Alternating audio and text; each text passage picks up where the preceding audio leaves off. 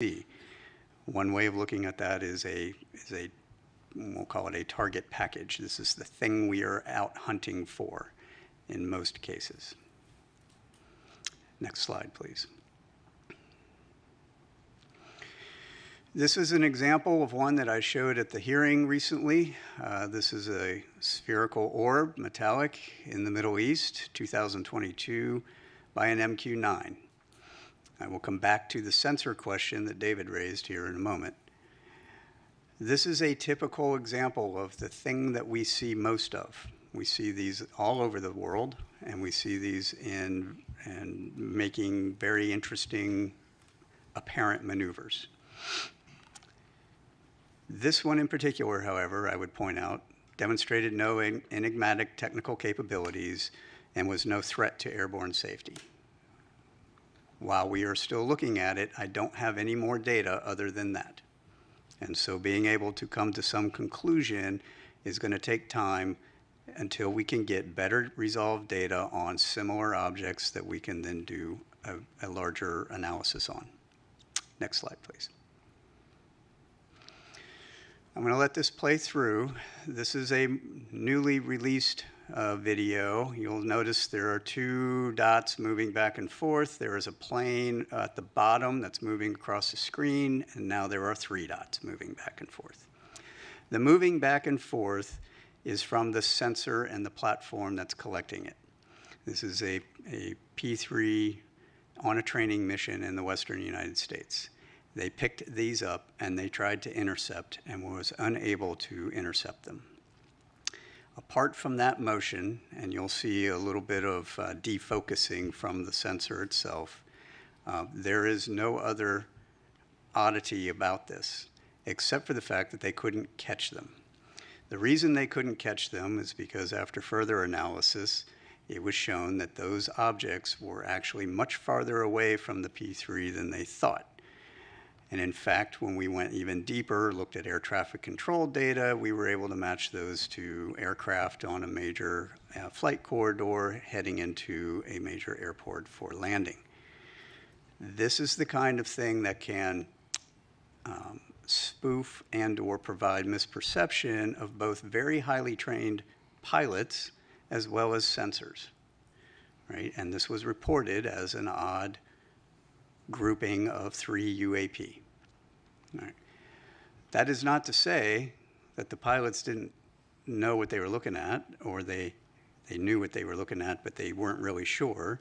But it also is we're not sure they're reporting it now, and that's what they're supposed to be doing. And then we have to go look at it. Next slide, please. That brings us to really what is Aero doing in the science and technical realm. So this is one of those areas that I'm going to expound a little bit more on than we did in the last hearings. Aero has a robust scientific plan that we are required to then provide to Congress here pretty soon. One of the first things that we're doing is looking across all the existing sensor data against that typical UAP target that I gave you up at the very first slide. That goes beyond DoD and IC sensors. That's commercial, that's civil, that's and with partnership with NASA sensors and NOAA sensors. Understanding if any of these Earth sensing satellites, any of these airborne platforms, any of these ground radars, whether it's FAA or other, can actually see these things, given what we've got so far, is going to be an important first step to understanding which sensors are going to be relevant. From there, we are augmenting with dedicated sensors that we've purpose-built, designed to detect, track, and characterize those particular objects. We will be then putting those out in very select areas for surveillance purposes. Partnerships with academia, exploring the signatures to match to our data. So understanding if a thing is moving and if it is doing certain anomalous activities, what are the signatures we would expect to see? How do we pull on that? And then from there, how do I tune my collection architecture to go after it? Statistical analytic techniques. We're working with a couple of universities on how do I do broader-based statistical analysis. on unclassified and classified data so that I can apply those analytics to our holdings. And then AI and ML analytic techniques for searching out through the data what are the objects, what are the targets that we're going after. We have partnerships with both DoD and DOE labs to explore our current state-of-the-art fundamental physics of UAP observations, both current and historical. In other words, if I have objects, those few that are doing some things that are anomalous, what is our current understanding of maneuverability, speed, signature management, propulsion? What are those underlying signatures that we would expect to see, and how do I then pull on that? Our interagency and allied partnerships for calibration of our capabilities. This is exactly what David was pointing at. A vast majority of what we have reported to us are DoD sensors. DoD sensors are not scientific sensors. They are not intelligence community sensors. Believe it or not, intelligence community sensors are very close to scientific sensors. They are calibrated, they are high precision, they are everything you'd ever want to know about a thing. DoD sensors have one purpose. They are to identify an object that is known and put a weapon on it. That is what they're for, right, predominantly. So understanding how do you calibrate those against these known objects? How do I fly an F-35 against a weather balloon at different speeds and different altitudes and different sun conditions and different lighting conditions and heating conditions? Those are all important measurements that need to be done, and we are in process of doing that right now. That table on the right is a very simplified version of our entire test matrix, which you would not be able to fit on 3 of these slides against all of our sensors across all of those phenomenologies. That will be useful in order to then train our operators, pilots, and sensors against the known objects. And then finally, our pattern of life analysis. This is essentially baselining what is normal. I have all these hotspot areas, but we only have hotspot areas because that's when the reports come in from the operators that are operating at that time. They don't operate all the time. So to have a 24/7 collection monitoring campaign in some of these areas for 3 months at a time is going to be necessary in order to measure out what is normal. Then I'll know what is not normal, right, when we have additional things that come through those spaces. And that includes space and maritime. Next slide, please. Which brings me to some of my recommendations for the panel and their consideration and deliberation. Some of these we're going to be exploring with our new NASA embed, whom I'm happy to be welcoming on pretty soon, who's going to help us in our scientific plan. Crowdsourcing unclassified open source data. This is where some of the public can be helpful. Imagery from an iPhone is generally not helpful unless you are right up on whatever it is you're looking at. However, some of the ancillary data that your iPhone provides, from location to speed to other phenomenologies, and more than one of those can be very helpful. Right? Large-scale, ground-based scientific instrumentation. Evaluating how can I use some of these other instruments for detection. The FRB example was perfect, right?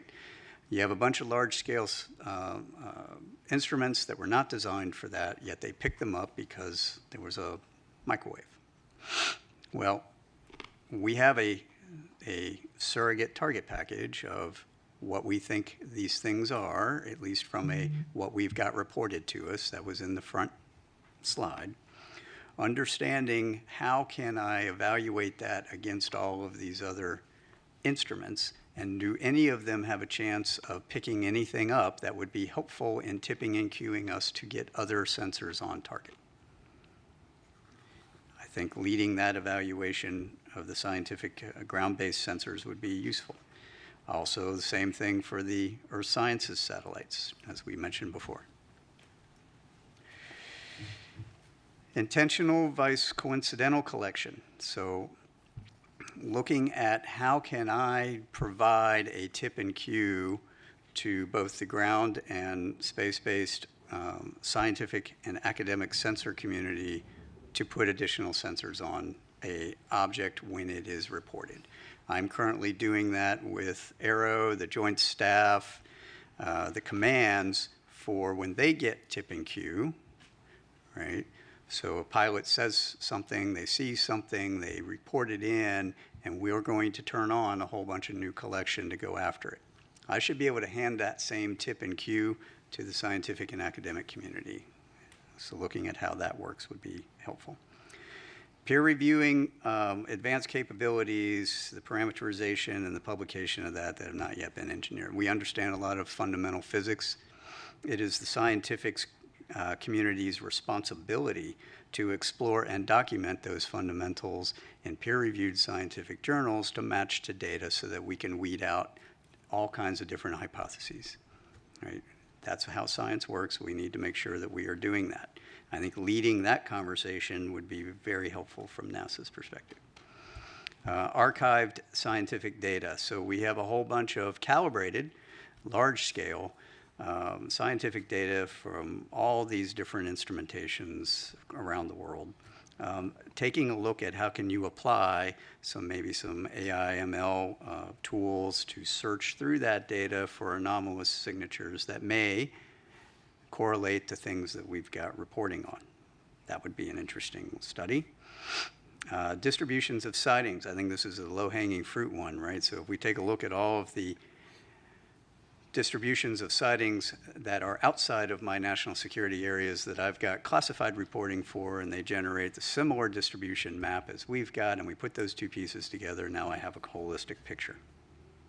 And then, of course, our foreign partnerships, building a robust scientific community of interest, review data, capabilities, conduct analysis, expanding upon our military and intelligence collaborations across the world into the scientific and academic world. And with that, those were my thoughts. We've talked about some of these in the past. It would be interesting to hear if there's any further questions or deliberations on any of those points, and I'm happy to take any questions that you all have. Great.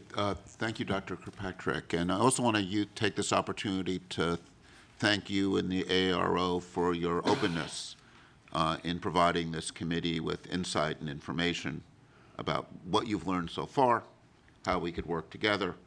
I think this is very much an area where it's going to be essential that NASA be a partner and be a good partner for AARO. And I think you're really want to thank you for your role with this committee in helping to start to build that partnership.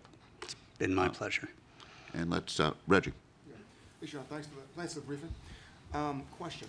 We talked a lot about data already. Let's talk about sensors for a second. So you mentioned that you work with labs, academia. Do you see a need to go beyond what you mentioned earlier? That is the type of sensors we have right now, which are based on national security threats and certain phenomenologies and frequency ranges, these kinds of things. Do you see a reason of going beyond that? Yep, And absolutely. So what are some of the challenges you see there, materials or what have you? So can we go back to the front slide, just the first slide where the target characterization is?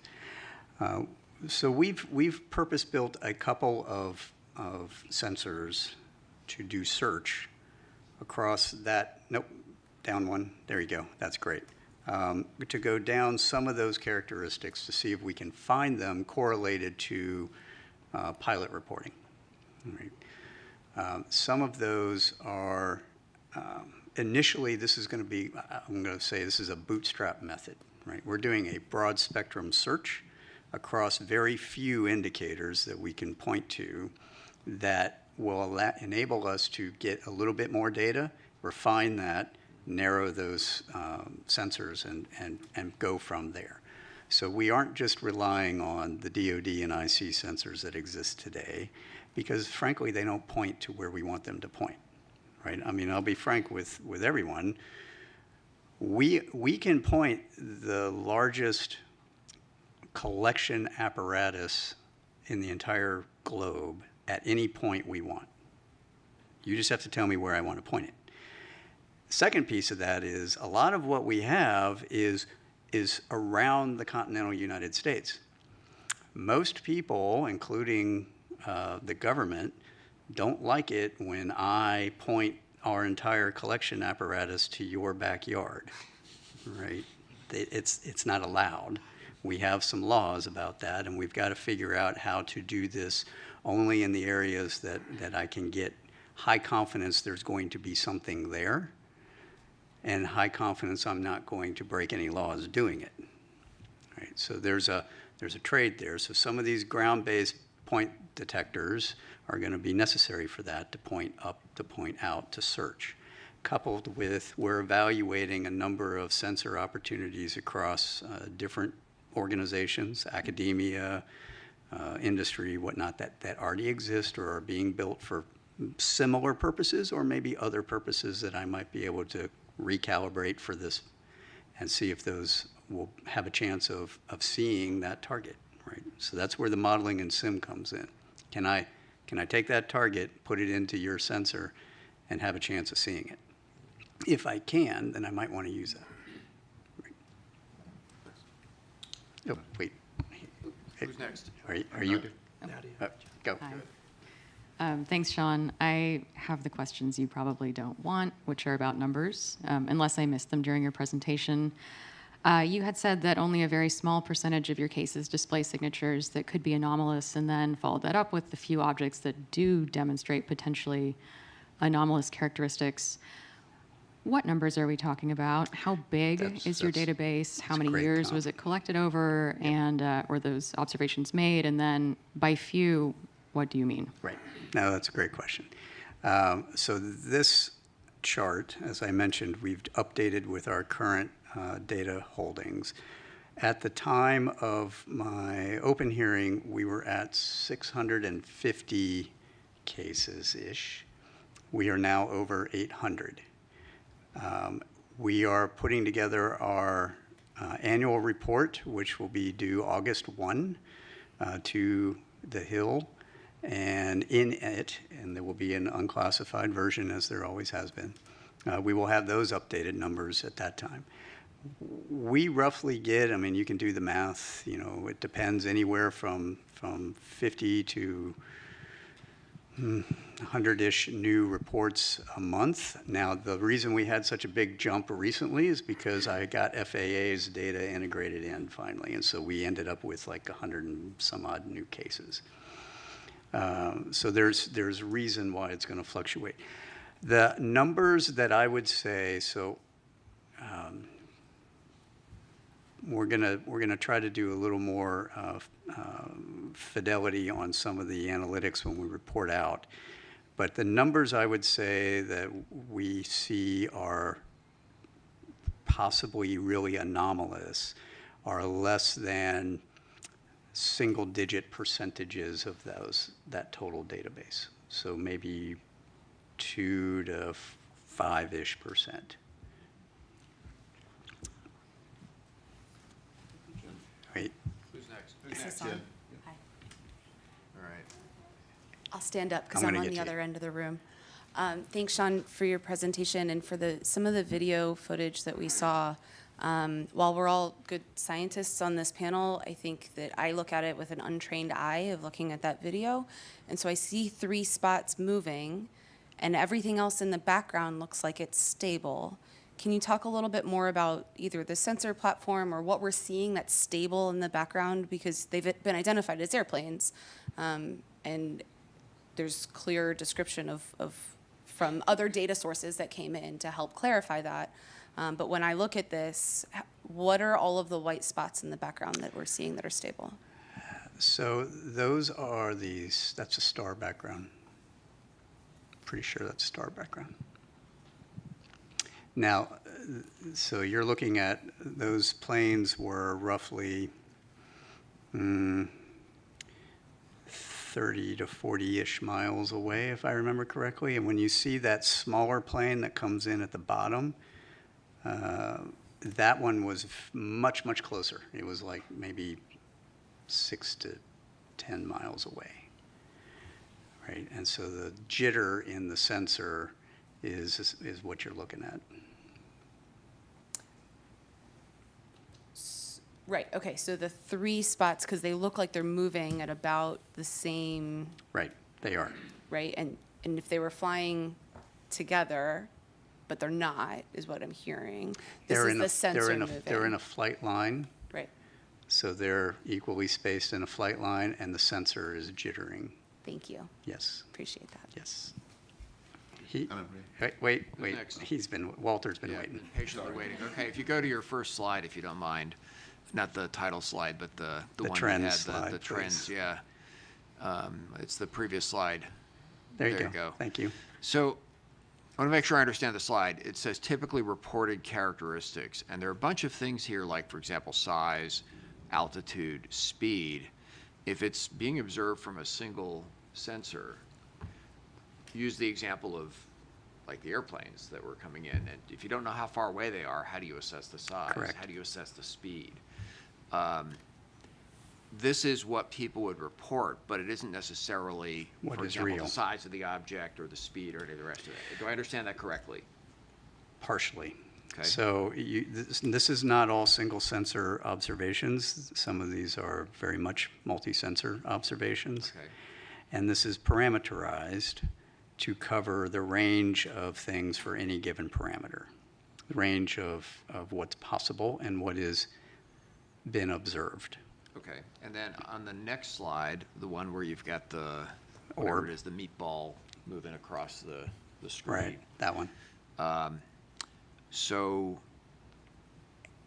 was there any look at sensor artifact, data processing artifact? I mean, the first thing that, whenever I say anything that's anomalous, I look at how was the data collected. Yeah. So yes, these are, so this is an EO sensor on an MQ-9, and we understand that very, very well. And so that is a real object, absolutely. Anna Marie. You mentioned that in the partnership with academia, you also use AI ML techniques for existing data sets, possibly some of them open source. Can you explain a little bit more what kind of AI ML techniques you're using? Are these about anomaly detection? Are you using anything related to natural language processing? Are you using anything related to Yep. computer vision? Right. So we're looking at a number of different capabilities that span, I think, a lot of what you've just said. So we've got, we haven't applied it yet. We are researching how we're going to apply it. So natural language processing for the reports from pilots, absolutely. All right. Target recognition, so I can train a model to look for that thing and go back through all of our holdings and go, give me how many of these you have, right?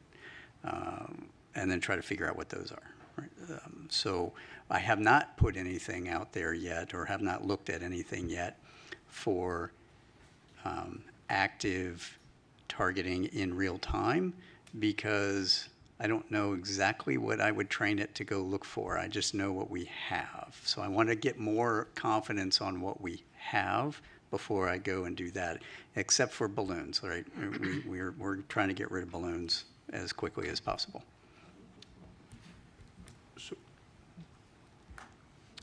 So, Sean, I just wanted to begin by thanking you for your service to this nation, this committee. You don't exactly have the easiest job in Washington. So No, I do not. appreciate it. I'm I glad also- you recognize that. Yes, we certainly do. I also want to commend you noting the international partnerships. Spain just signed the Artemis Accords yesterday, increasing the membership to 25. I think that's a global partnership that you could leverage. Only 170 more countries to go, NASA, before we have Excellent. everyone signed up. I just have two questions. One, relative to what Nadia was asking you about the number of anomalous phenomena. What makes it anomalous in your view? What is the phenomenology where you're pulling those cases out and saying this is truly unexplained? And then my second question would be relative to the stigma. How damaging is that in your view? And what in particular do you think NASA can do to help remedy the situation? Those are great questions. I'm going to take the second one first, because I know we're getting short on time.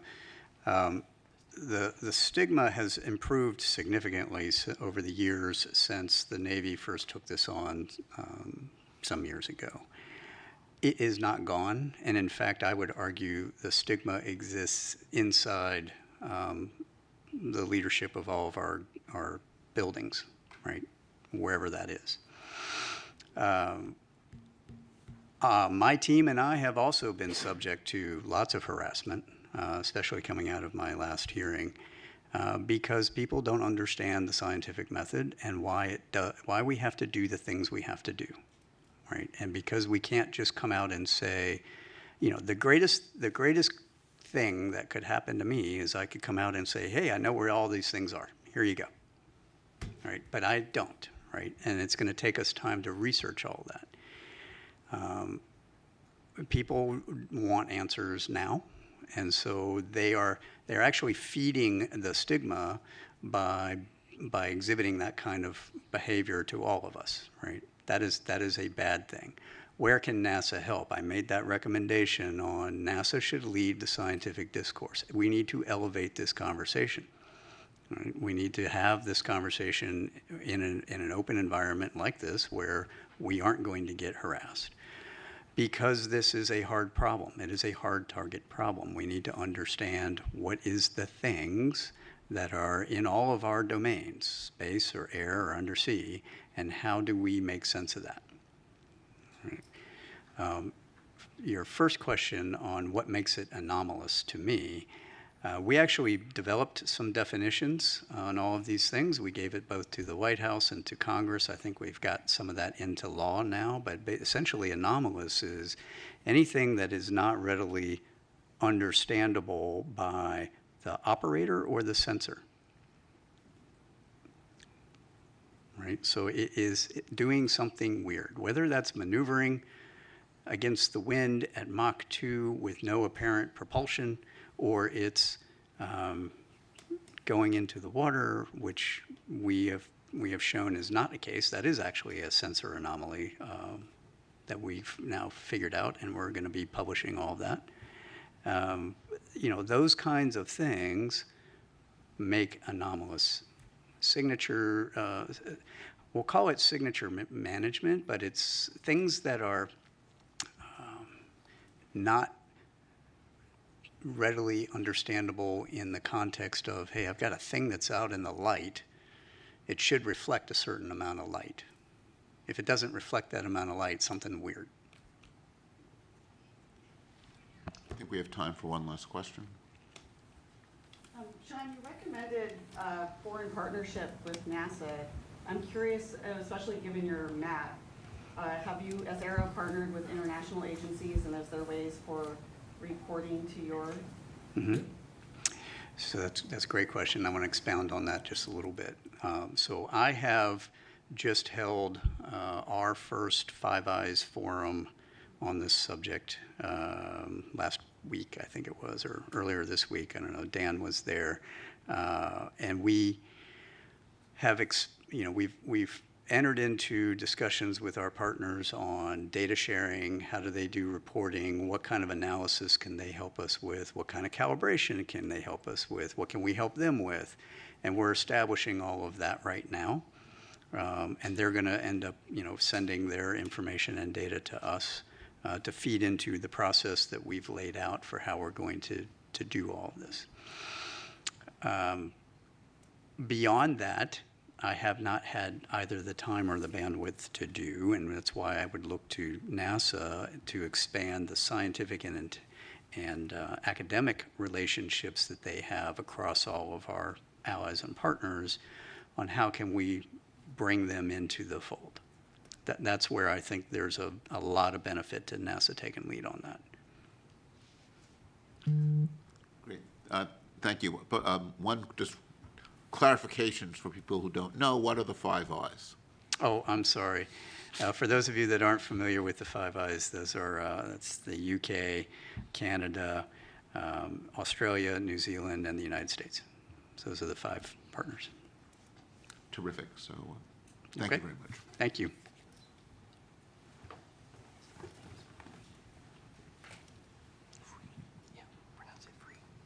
So our next presentation is from Mike Free from the FAA, talking about the FAA's role and what's learned.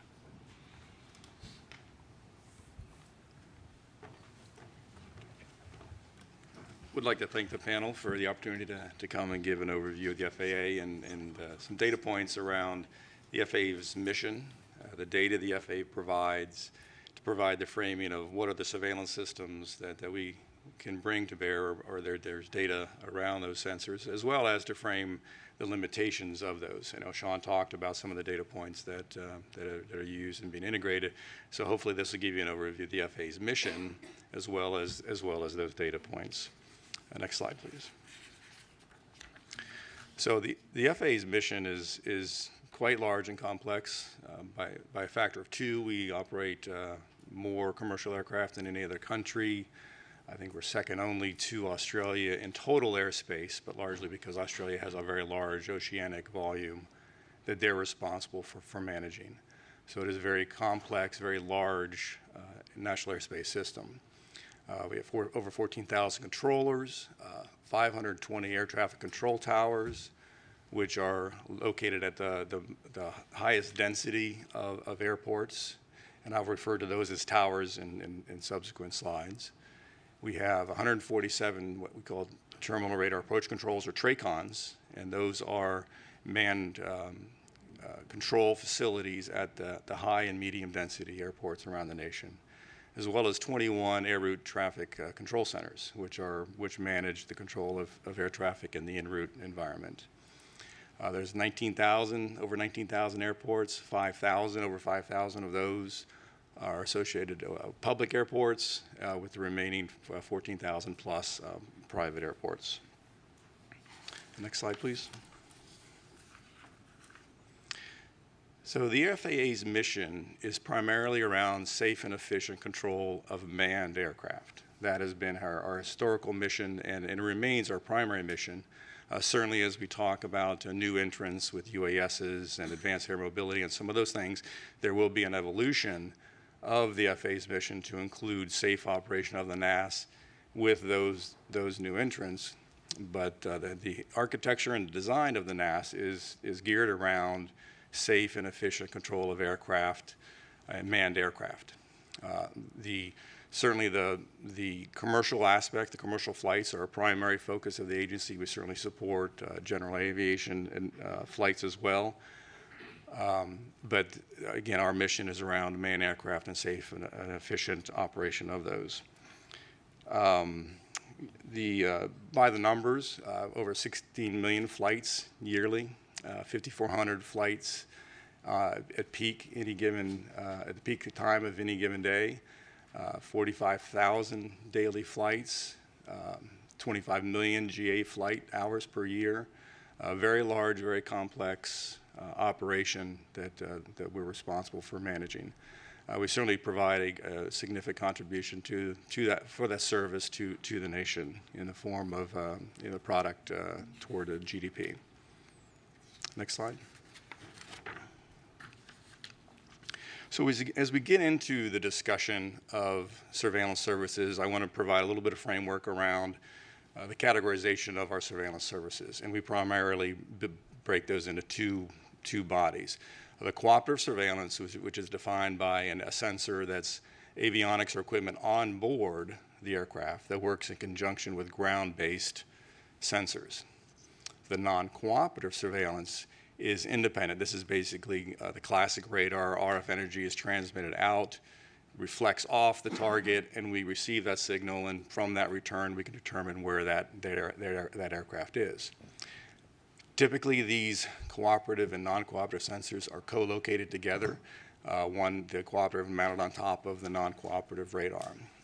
So from a data perspective, I think in this panel, in this study, I think that the cooperative sensors, those are neither unknown or anomalous. So for the purposes of this briefing or the rest of this briefing, I'm going to focus on the non-cooperative aspect. Next slide, please. So again, from a standpoint of the mission of the FAA, around it again is primarily around manned aircraft, and I think that serves as an important framework for the data points and the type of data that we can bring to bear for this panel. So we break our systems and the design of the systems into different types of systems. So we have short-range radars, which are typically located at the high and medium density airports. And those operate from a range, they have a detection range of between 40 and 60 miles and an altitude detection capability of about 24,000 feet. The long-range radar systems have a detection range of 2 to 250 nautical miles with altitude detection up to 100,000 feet. So that provides the basic, the framework for those. I will mention the Automatic Dependent Surveillance Broadcast, or ADS-B, only from a context that does serve as a primary data source and a preferred data source for the management of the airspace system, but it is a cooperative system, and for the purposes of the next slides as I get into the discussion of the coverage and the type of detection for those non-cooperative targets, it is not considered as part of those. And also surface surveillance is also something that we provide, but again, for the purpose of the study, I only include those for just a completeness perspective. The one final point, as I talk about manned aircraft and primary mission for the drones and balloons and things of that nature, their basic premise is to operate in a not to interfere basis, that they are not to interfere with manned operations, and that's a fundamental aspect as we talk to the data and what we can and can't detect with respect to those non-manned systems. Next slide, please. Realizing this is an eye chart, I would wanted to provide just a graphical or pictorial depiction of where our sensors are located. The green, blue, and pink balloons, if you will, represent our short-range radars. Those are located at airports. Those are where those are sited. The two reddish balloons, they have letters in them, a 4 and a C. Those represent our long-range radars, the ARSR-4s and CARSR systems that are used in the context of both from an air traffic control perspective as well as for a national defense and homeland security mission. And the perimeter, the ARSR-4s are located around the perimeter of the country, equally spaced, and the CARSR systems are located on the interior of the U.S. I will point out that this only depicts the CONUS. There are systems, ATC, both short-range and long-range systems, Hawaii, Alaska, and Caribbean. Those are not depicted here. I didn't think they were necessary for the purpose of understanding the surveillance.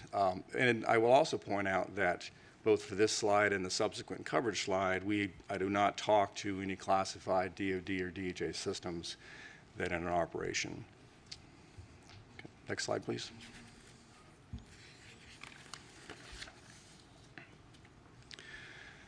So what can the FAA detect and surveil, what can we not? This slide gives you a by altitude slice of what it is that we can detect. So if you look at the square that's labeled 1,000-foot AGL, that depicts by sensor for an aircraft that is 1,000 feet in altitude, what is the range at which we can detect that aircraft. And so on, as you get higher in altitude, or higher in altitude, you can detect it at further range. And that's basically a phenomenon of the curvature of the Earth and the line of sight aspect of these radar systems. So pretty good coverage across the U.S. at 10,000 feet and above. This is a mathematical model based of a pure line of sight as well as some geographical screening. As you can see in the western part of the U.S., there is screening due to the mountains and those sensors. Need to take a little bit of time and talk about the nature of the targets. These line of sight models represent an input of a target that is 1 square meter. So think of a sphere of 1 meter in diameter. That's the assumption that goes into these models.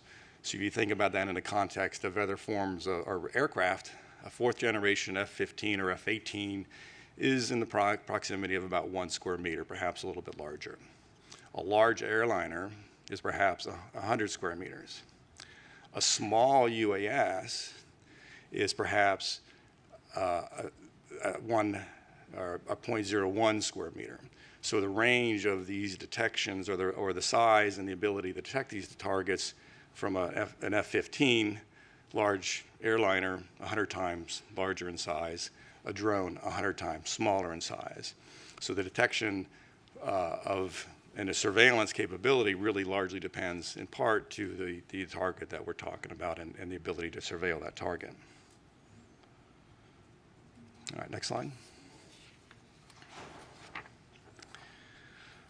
So I do include this ADS-B coverage slide just to give a context of, from a cooperative perspective, there is very good coverage across the U.S. to 1,500 feet above ground level.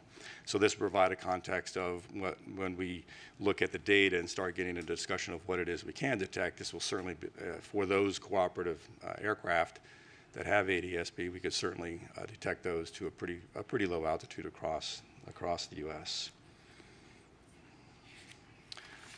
All right, a couple of data points. I think I know Sean certainly talked about some of the data points, and I can provide a little bit of insight from an FAA perspective. Drones are a pretty significant challenge. There's 880,000 registered drones in the U.S. Small drones, I should say, Part 107 drones. Many tens of thousands of those are operated on a daily basis by commercial operators. It's not clear how many private drone operators are taking their drone up for a quick flight. But as I said earlier, those are regulated they're regulated to operate below 400 feet in altitude. So again, it's the drone aspect is for those small drones in particular, and as well as all classes of drones. There are regulatory restrictions to where they can and cannot fly, basically avoiding and not interfering with manned aircraft operations. Second data point, we talked about balloons. The Weather Service, we know 92 weather stations that release balloons twice a day. It's 6 a.m. and 0000 Zulu and 1200 Zulu.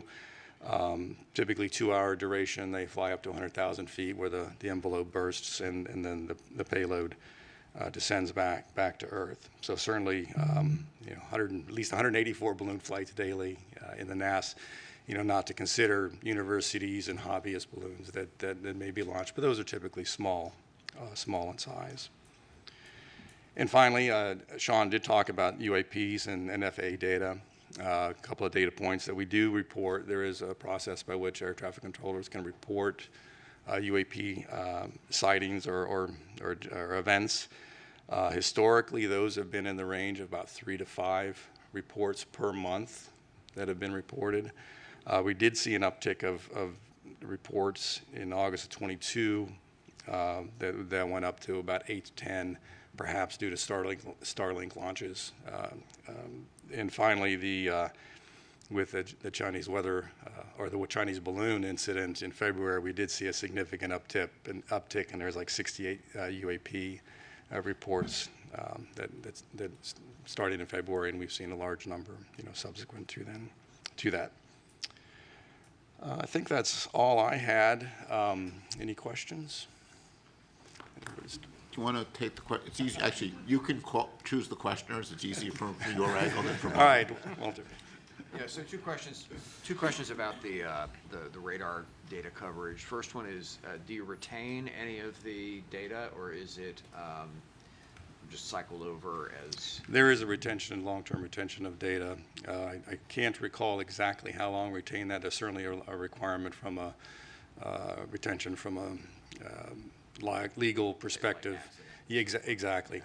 But I do know there is some periodicity measured in a term of months. Is it retained in terms of like the raw radar, or is some processed form of data that's retained? I believe it's a process form of data that is what was displayed on the, whether it's an Indian route ERAM system or the STAR system. And then the other question is for the radars, are they operated in any sort of a tasked mode, or are they constant search mode? The current systems in our inventory, just they're fixed face and they just rotate at either 12 RPM or 5 RPM, depending on whether it's an en route or a terminal surveillance requirement. All right, next question. Yes. Mike, forgive me if you mentioned this earlier. You said, like, I think you said 3 to 5 reports per month. Per month. Out of how many? That is 3 to 5 reports per month for all of the controllers in all of the U.S. So there's a process by which if they see something and they want to report that, they can go to report that to the den, we call it, but report, hey, I saw something, I don't know what it was. So that's 3 to 5 per month across the entire, 14,000 controllers per month. So, 45,000 operations any given day, 30 days, however many days in a month, it's a very small percentage. Can you describe actually about this? How do you encourage to report? Do you feel like the stigma on UAPs is impairing the reporting? Do you feel the reporting is biased? I'm not aware well, I'll answer it this way. The process by which UAP is reported is part of the air traffic controller order. So basically, the air traffic controllers are allowed. It says, if you see something, here's a process by which the procedure by which you would report it. Other than that, I'm not aware of any specific stigma or limitations, and I'm probably not in a good position to speak to that. Other than there is that process, and that is the process that we use, and is what represents those numbers I talked to. And if I may have, I had a question prior to this one. How do you decide the sites where you deploy? We saw the map, and it has some very good coverage on the coastal areas. There were some areas of lack of coverage. Yeah. So if you go back one slide from what's presented here, what you'll see is in the eastern half of the U.S. there's a lot better coverage, but that's because there's a lot more population in the east, and therefore a lot more airports. And these systems are historically sited at the airports in support of those airport operations. To the west, obviously, to less dense and fewer systems. Now, that's from an ASR, the short-range radar perspective. The long-range radars are pretty much equally spaced in order to provide the maximum coverage from a homeland defense and security perspective, as well as with higher altitude flights, the en route cruise phase of air traffic control. Warren. Mike, first, thank you and the FAA for coming to share this information with us. Second, can you speak to a little bit of the filtering techniques that we use? So with respect to, I know Walter had a question about the raw data and process, but can you just talk a little bit about, we actually aren't trying to detect everything. That's actually a very good question and a very good point with respect to what we can and cannot see. So there are, the closer to the ground you point a radar, certainly you can get lower elevations, but you also start to see the effects of trees and other ground-based clutter, as we call it, that starts to interfere. So we have great ability to detect a lot of things, but from an FAA mission perspective, our desire is to find that sweet spot of seeing everything to as low an altitude as we can to maximize our mission around safe operations of manned aircraft.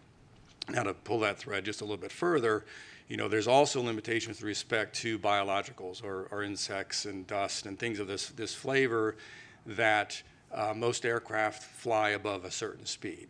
So we typically will have filtering settings on our systems to get rid of the stuff that really is leaves or insects or things of that nature, so that we provide as clean a display for the controllers. So there are specific settings that we can adjust, and it's been learned over many years to perfect those, what we call optimization of those kinds of filters, to get rid of what is not a manned aircraft, not an aircraft, and provide as clean a display for the controllers as we can. Yes? Please. Thanks. Thank you.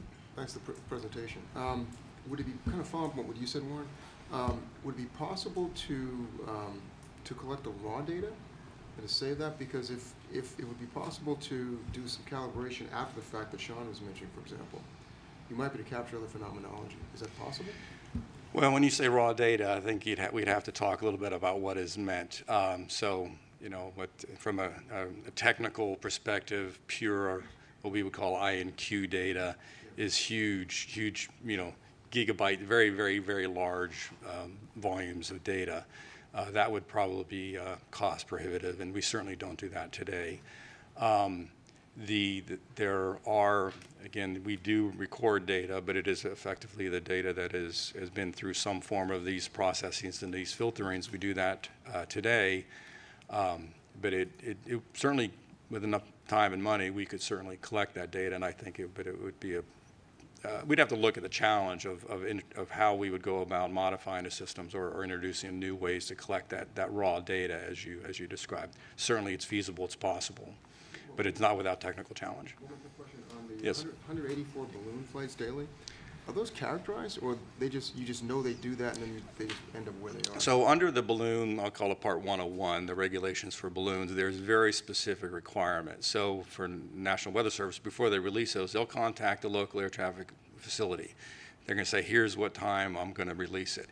And when they release it, they have tracking, and they provide that tracking to the air traffic control facility throughout the flight of you know, that particular balloon. There are commercial balloons that are also launched, but those for the most part, as I understand it, they actually transmit their GPS position in support of where they're flying, so as to ensure they're not interfering with air traffic, and to ensure the air traffic controllers are aware of where those balloons are operating. Yes, ma'am. So we've talked about reporting the 3 to 5 per month from air traffic control, but what about from the non-cooperative surveillance? Has there been anomalies from the sensors themselves? And if so, what is the process for that? I'd say the FAA mission is not around anomalies with the non-cooperative sensors themselves. So as we build an air traffic control picture, we have both the non-cooperative systems, which detects the target. We have a cooperative system that also detects a target, and we will tend to merge those targets together. And so on a controller's display, they'll know, is this a non-cooperative only or a merged or combined target, so that they know, you know, basically an increased level of confidence that on what it is they're seeing is in fact a real aircraft. So we don't make any real distinction between a non-cooperative and a cooperative, other than how they get combined and put on a controller's display. So I don't know if that answered your. An unregistered flight? So like a GA flight that is flying visual flight rules, those will just be picked up by the, if they're not equipped with a cooperative avionics, those would just be picked up by the non-cooperative system that if they happen to surveil where that aircraft is flying. And so that certainly will be put on the controller's display, and they will be able to provide awareness. In fact, there's a flight following procedure by which GA pilots can ask for, hey, I'm not squawking, or I don't have a cooperative system, but please help me, and just via the radio, I'm going to go on from here to here and providing awareness, situational awareness, if the controller has the bandwidth to provide that data. One last question. Come on. Yes. So I'm not a scientist, I'm a recovering attorney, and I love process. And a few questions there. If I'm a pilot, where do I find that process for reporting UAPs? Where is that articulated or captured? Second, when you mentioned that you're reporting these incidents, who are you reporting it to? And are those incidents, pulling on the thread that Reggie started, are they being archived anywhere? I believe they are archived. They're reported to the domestic network, event network. It's an FAA organization or function. I can't speak to whether they would be, say, part of what Sean would include as part of his database. I presume so. So I think that was the answer to the second question. What was the first question again? I'm sorry. Where does the reporting process live? If I'm a pilot, I see a UAP, where do I go to find out? That I don't know the answer to that question. Like I said, I'm familiar with the reporting process from a controller perspective and the order that's used to define how controllers do their job. I am not. I don't know the answer to the question from a pilot perspective. Gotcha. Great. So thank you, Mike, for your presentation and for all the help the FAA has given us as we've been learning more about the very impressive system that the FAA maintains. Thank you. I know. Thank you for having me. You know, for me, one of the many takeaways from this is feeling, just a little bit safer every time I fly, and thankful for you and your colleagues for what they do to make that possible. Thank you. And we're now going to take a quick lunch break. We'll be back at 12:30, and see you all soon.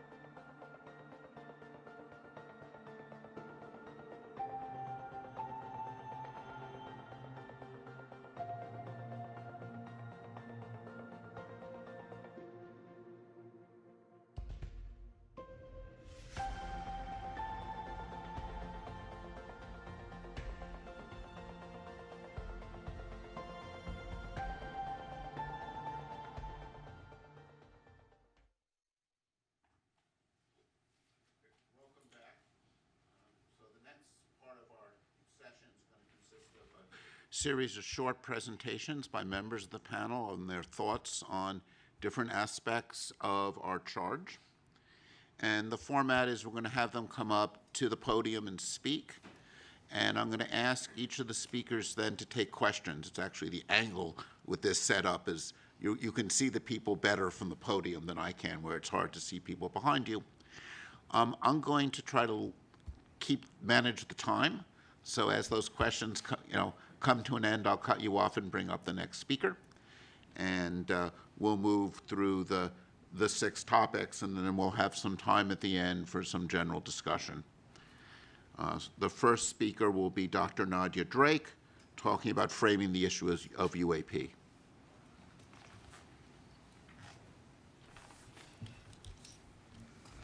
Hello, and welcome back from lunch, everybody, and a welcome to those of you watching us virtually. I'm Nadia. I am a scientist by training. I'm also a science journalist now, and my job is to try and synthesize the information that we've learned so far and summarize the situation. So if you will, put together a framework for thinking about UAP. Now, I'm going to try and do this in a way that reflects the thoughts of the entire panel, although obviously we have a variety of opinions and ideas among us. So I'd like to leave some time at the end for you to weigh in with disagreements or concurrences as needed. So first, a housekeeping matter. The definition of UAP changed during the 7 months of our fact-finding process. UAP initially stood for Unidentified Aerial Phenomena, with aerial referring to events occurring in Earth's atmosphere. That A is now defined as anomalous, which includes the space, air, and undersea domains. As a panel, I think we have decided to continue focusing our recommendations on the aerial domain, because that is where the majority of sightings and events have occurred, and also because we couldn't fully pivot to address the expanded scope of the new acronym. Beyond that, there are 3 points I want to make. The first is that for a number of reasons, UAP are obviously quite interesting, right? That is why we are here. Recently, many credible witnesses have reported seeing unidentified objects in the sky, some of which are behaving rather peculiarly. In some instances, these reports include corroborating data from various instruments, various sensors. The challenge that we have is that the data needed to explain these anomalous sightings often do not exist or are incomplete for generating a conclusive analysis. This includes eyewitness reports, which on their own can be interesting and compelling, but often lack the information needed to make definitive conclusions about an object's provenance.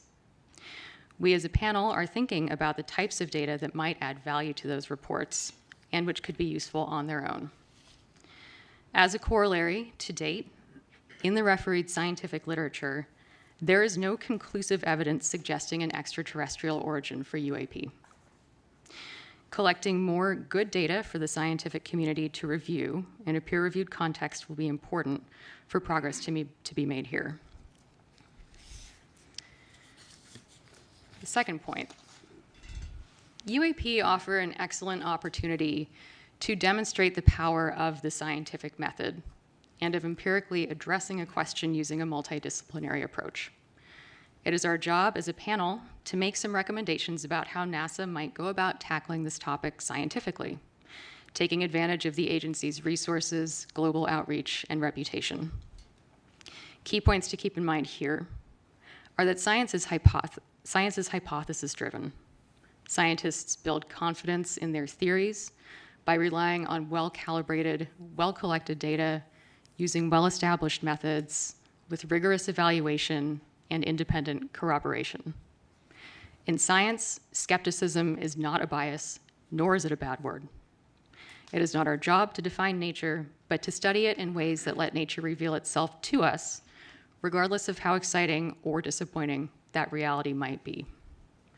And to that end, when we're thinking about making recommendations about how NASA can tackle this topic scientifically, I think it's important to remember that it's not NASA's job to replicate the efforts of the Department of Defense, but rather to consider approaches that are complementary to what the All-Domain Anomaly Resolution Office is doing.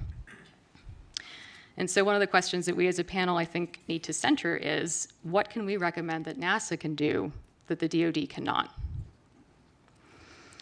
Third point, to that end, What are we even looking for? How are we defining this problem? And how do the available data define what seems to be, to borrow a cliche, a very slender needle in a very big haystack?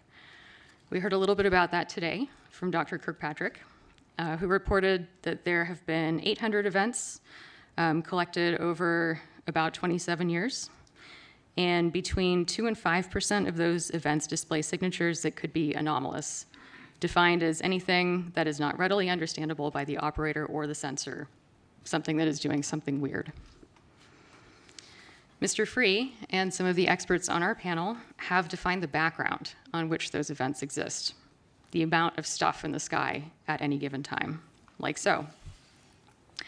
On average, FAA air traffic control handles 45,000 flights per day in US airspace, with 5,400 aircraft in the sky at peak time. Worldwide, on average, there are about 1,600 weather balloon launches per day. In the US, there are at least 184 of those balloons launched, and that doesn't include private companies or research flights. There are about 1.69 million recreational or model small uncrewed aircraft systems, and an additional 880,000 drones are registered for commercial use. And these are not controlled by air traffic control, and they're not scheduled flights. So that's our challenge. So in making recommendations as a panel, I think we need to look at what kind of imprint we want to leave. What does the situation look like 5 years from now? What does it look like 10 years from now? Why are we making these recommendations? We heard a little bit about this morning from both Mike and David, who noted that many discoveries in science are rooted in initially unexplained and bizarre phenomena. So by carefully scrutinizing the sky, or however we end up defining our search space, and by collaborating across disciplines, we are likely to learn new things about our planet. That's a fact. And that's the commensal science case we might want to consider when making recommendations here. All right. Does anyone have thoughts? Questions, thoughts, comments? Carlin. I guess I want to challenge a little bit. We changed the A from aerial to anomalous as the legislation required, but I'm not sure we precluded anything beyond the aerial for this panel, and so I've just raised that as a question for us, even though mostly what we've seen, and I think NASA's mission space would be more the aerial. I agree with you, and I think that is a parameter that we need to define as a panel. Yeah, I'll just quickly jump in and echo some remarks I made this morning, that yes, the A changed from aerial to anomalous, but it's also accurate to say that the preponderance of events are in the aerial domain. That being said, your panel scope has expanded outwards, and I think we'll hear a little bit from David later on that very subject. I mean, I think anomalous, people often think about it as going down, and including ocean. But I think what's very relevant for NASA is going out, right? And, looking at things in our solar system. And I think in some sense, I think there's certain responsibilities in, when we look at airspace, there's FAA responsibilities, there's DoD responsibilities. As you get further and further away from the Earth, eventually it's all NASA. Once you get out, towards the, certainly much of the solar system and out to our galaxy, that's all NASA. And when we start, thinking about things like, and this will be, David will get to this, observations beyond the Earth's atmosphere. I think this change in language lets us also think about outward, further out in the solar system as well. Good, yeah. Other thoughts? Great. Did I summarize everything totally accurately? Awesome. That's great. Excellent. Okay. Thanks, everybody. Paula.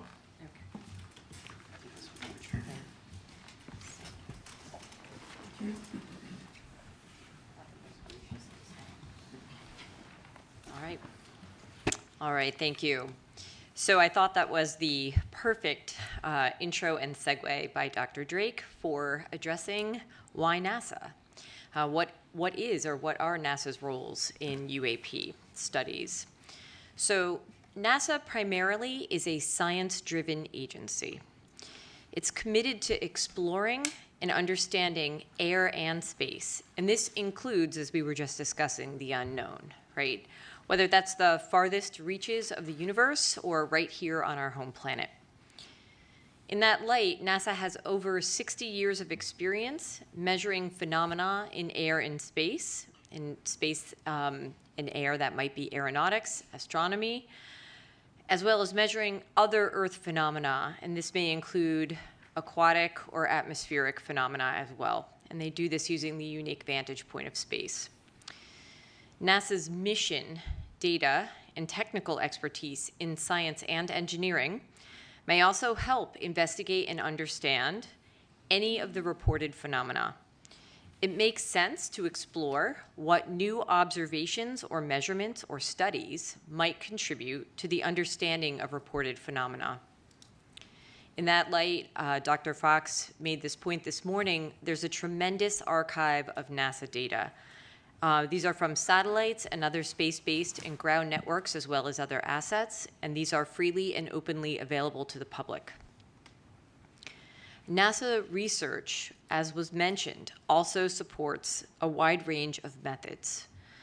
This includes advanced data analysis, modeling, cutting-edge computational and data visualization tools, and these are all useful for investigating unexplained observations, which may be crucial in studying these phenomena. Discoveries and results are all publicly available. And this can be something from the characterization of extraterrestrial solar planets or the hole in the ozone layer. And these are communicated publicly through many outlets through the agency. NASA also has a long-standing public trust. This is essential to communicate those findings about phenomena to the public and, as was mentioned several times, very important, to destigmatize the reporting and raise awareness of cultural and social barriers to doing so. NASA has a unique strength in leveraging public and private partnerships that could result in new technologies that may be useful in observing and understanding reported phenomena. These partners could include other federal agencies. We've heard from the FAA today, as well as NOAA was identified. And they may collect data that could help to understand reported phenomena. In addition, NASA has a strong record of international collaboration, which could be beneficial to study any of these phenomena, as that may require global cooperation and data sharing. And then one thing that really strikes me is that new understanding of anomalous events really comes from when we bring communities together, interdisciplinary communities that would not necessarily collaborate. And in my world, that might be biological and physical oceanographers, and I tell people to think a little more broadly. What if we brought together astronomers and earth scientists like we did on this panel? So those interdisciplinary research teams, as well as citizen scientists, could explore historical and current NASA and partner data for events, or more importantly, for environmental conditions around the time of reported events. And this may help in our understanding. And then finally, given NASA's experience with long-term missions, long-term projects, and scientific focus, the agency is really well equipped to handle the extensive and ongoing study of phenomena investigation that this likely requires. So hopefully that gave you some thoughts as to why NASA. I don't know if any of my fellow panelists agree or disagree. Discuss. Yes. Paula, thank you. So NASA has a great visibility in the community, and UAPs are obviously of great interest to a very diverse range of people. So can you speak a bit about the opportunity that this provides for NASA to expand, the knowledge of the understanding of the scientific method? Yes. So it's a great question. There are multiple opportunities I think UAP present. The first, as I mentioned, I think is to bring together interdisciplinary research teams and scientists and citizen scientists to really take a look at, with an objective and perhaps unique eye, what the NASA Data Archive actually means. Blend in the partnerships, a renewed partnership that's at the federal, the international, and the private level, right? So I think there are any number of pathways that people could pursue that could be really advantageous for helping us to understand what's happening with any reported UAP. Questions? Thank you, Paula. This is Shelley Wright. Actually, my question and comment actually goes to both you and Nadia. Dr. Kirkpatrick gave us a definition of anomalous that it was not readily understandable to the operator or the sensor. And from the NASA's perspective, for our panel, I think we have to consider a broader definition if we're talking about citizen science. Mm-hmm. And I'm curious of how we incorporate that, especially within the communication avenues that we were just discussing. It's a good question.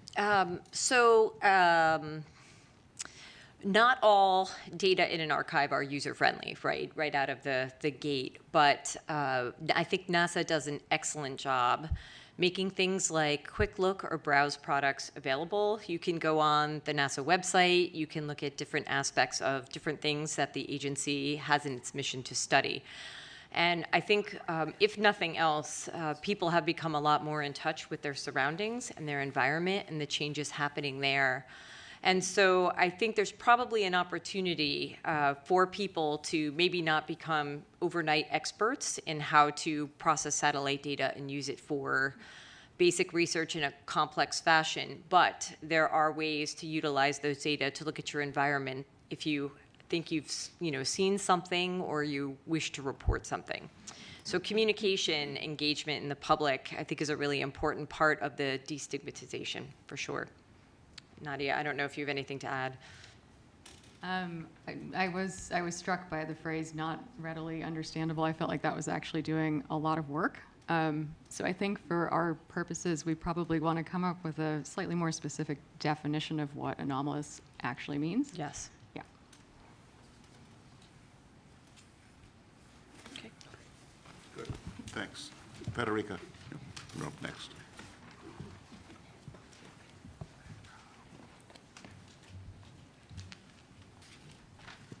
Hello, everybody. My name is Federica Bianco. I am an astrophysicist and a data scientist, and I bring this perspective to the panel. So for the next few minutes, I want to emphasize some of the things that my colleagues have already mentioned about the data, particularly the status of the data that exists, and what the data that we should collect to really understand WAP may be. We've already heard in a few cases by a few people that NASA's role is to explore the universe through the scientific method. The application of the scientific method to discovery requires that the data meet some standards that allow the data-driven approach. And there are many standards that have been established in the scientific community over the years. I can mention one, for example. It's called the FAIR standard, where FAIR stands for findability, accessibility, interoperability, and reusability. The current status of the data about UAPs does not meet these standards. The data collection is inconsistent, it's inhomogeneous, it's uncalibrated, the data are poorly documented and largely incomplete. They're also not systematically retrievable, which poses a problem in automation of the analysis.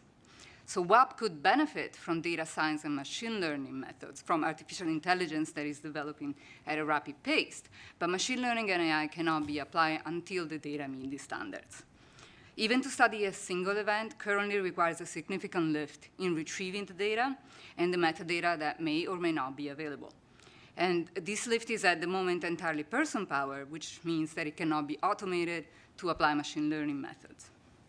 Organized repositories need to exist to enable the automation of retrieval of the data and the metadata, and this is a necessary premise to enable the systematic scientific approach to the study of UAPs. Anomaly detection is a well-developed, although notoriously hard discipline, and which has seen tremendous advances recently with data science and machine learning.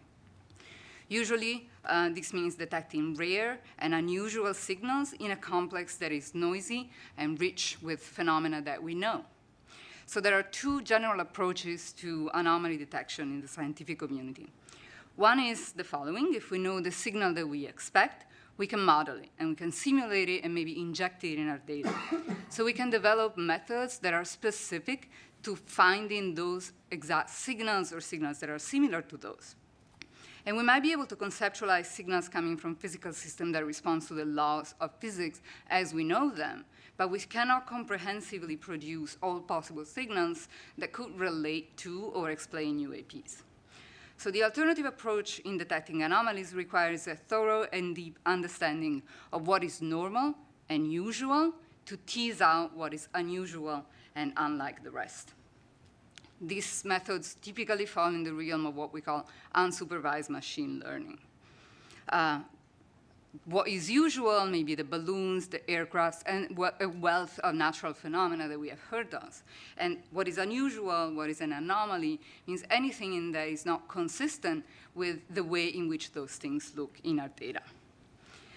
Once the anomalous signal is detected, it can be studied in more depth, either through the discovery data itself, but that may not be sufficient.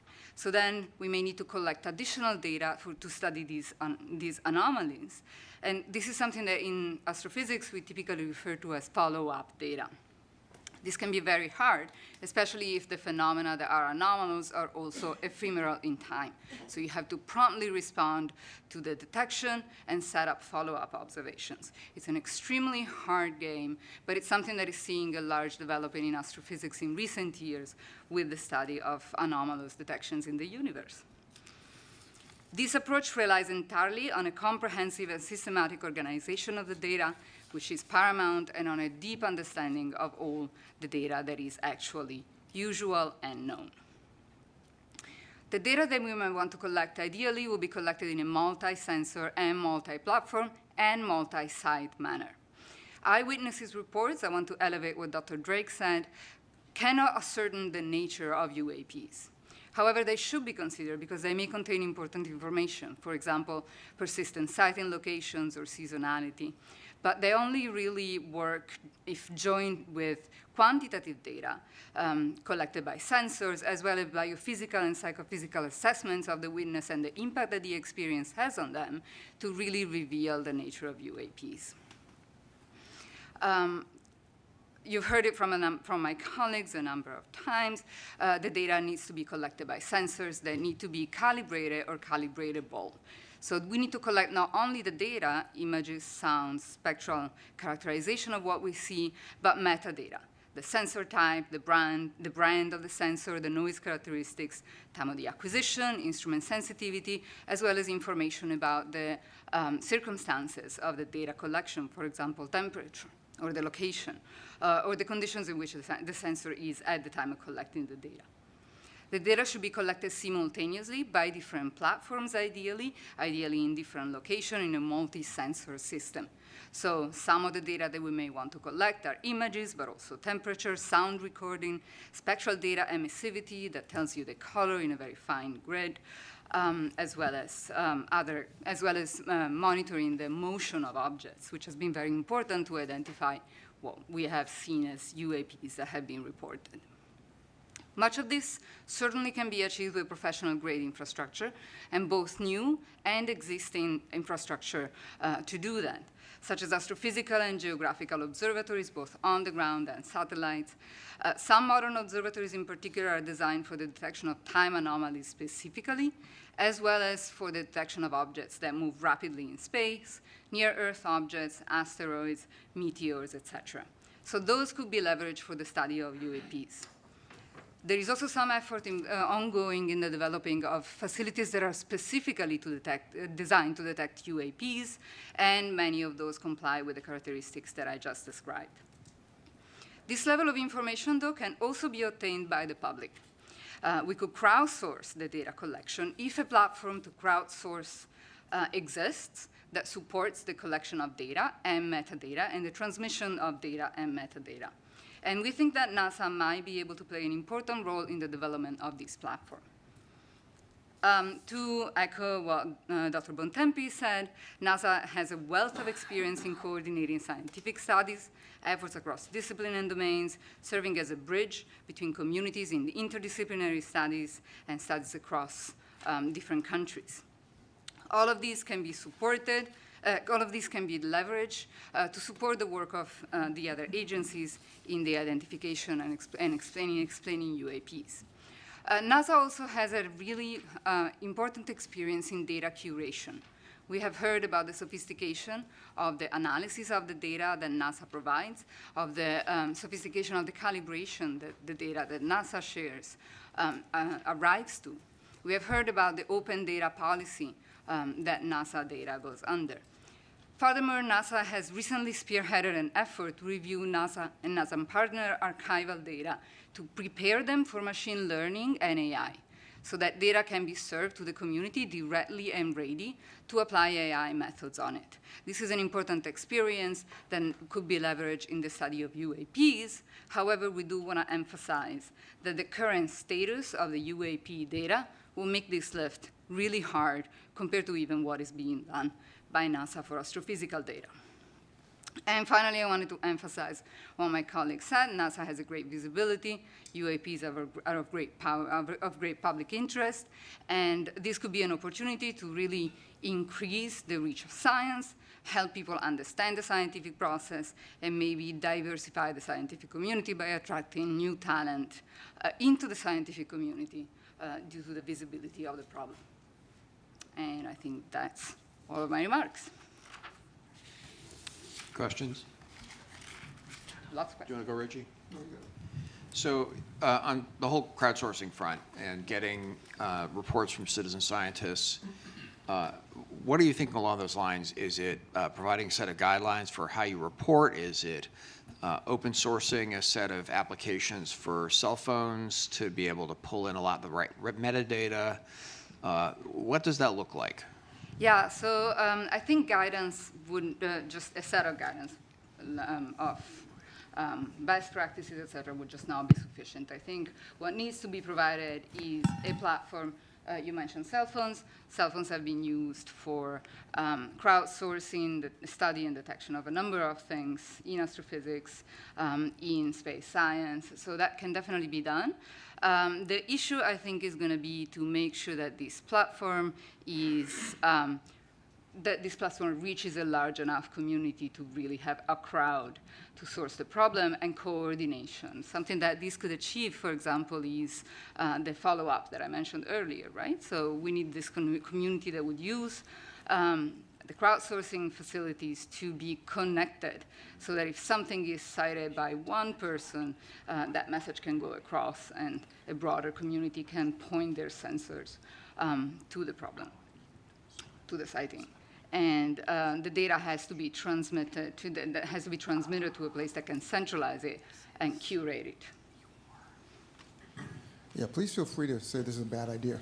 But if you thought about synthetic data, as you were talking, I was thinking, you know, given the fact we don't have enough quality data to train a neural net, if we were to generate synthetic data based on the information we do have and then filling out the other characteristics as we might guess, does that then help us train something to iterate in AI to be able to find other correlations within data as we get it?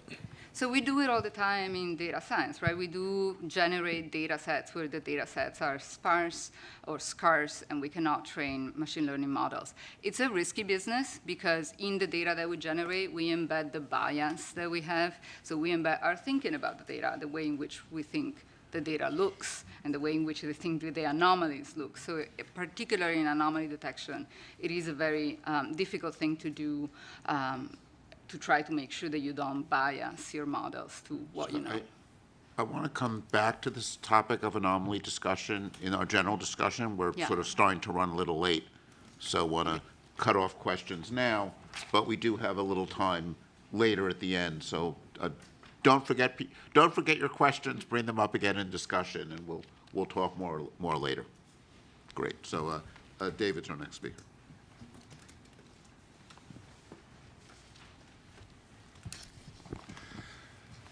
All right, good afternoon.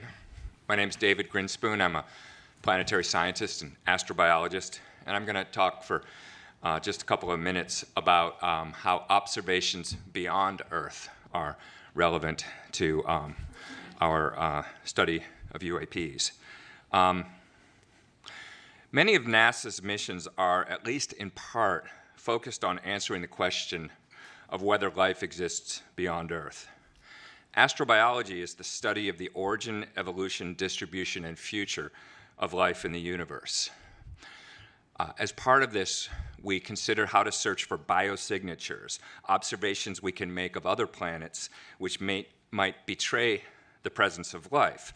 So we look for things like anomalous gases in the atmospheres of planets and other anomalies which may possibly reveal the presence of life. When we discover such an anomaly, we don't conclude that we've discovered life. We seek more data to understand what we're seeing, and often this leads to other new discoveries. Similarly, we can talk about looking for technosignatures, observations we can make which might reveal the presence of technological activity somewhere else. NASA is also supporting some research studying technosignatures. While there is at present no evidence we're aware of suggesting an extraterrestrial source for UAPs, these existing NASA programs are relevant to the question of UAPs in at least two ways.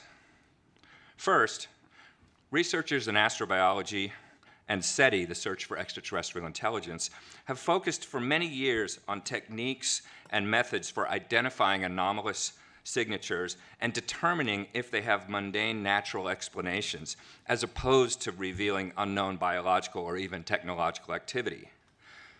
The SETI community has expertise and methodologies for determining whether a potential technosignature is in fact a natural phenomenon or misinterpreted terrestrial technology.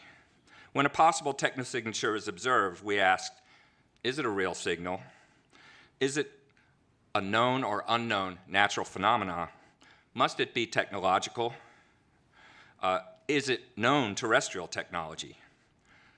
So these scientific communities have relevant experience in determining and communicating about whether observations which first appear to reveal extraordinary evidence actually justify making extraordinary claims.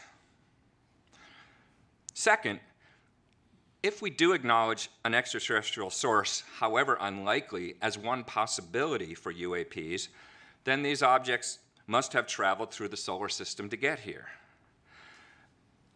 Within the scientific community, there's a widespread, but by no means universal belief that there are extraterrestrial civilizations. And we have a well-developed rationale. There's a lot of literature for discussing this, which I won't go into now in the interest of brevity, but it has to do with the vast numbers of exoplanets and the timescales of evolution and the possibility of convergent evolution on different planets leading to somewhat similar outcomes.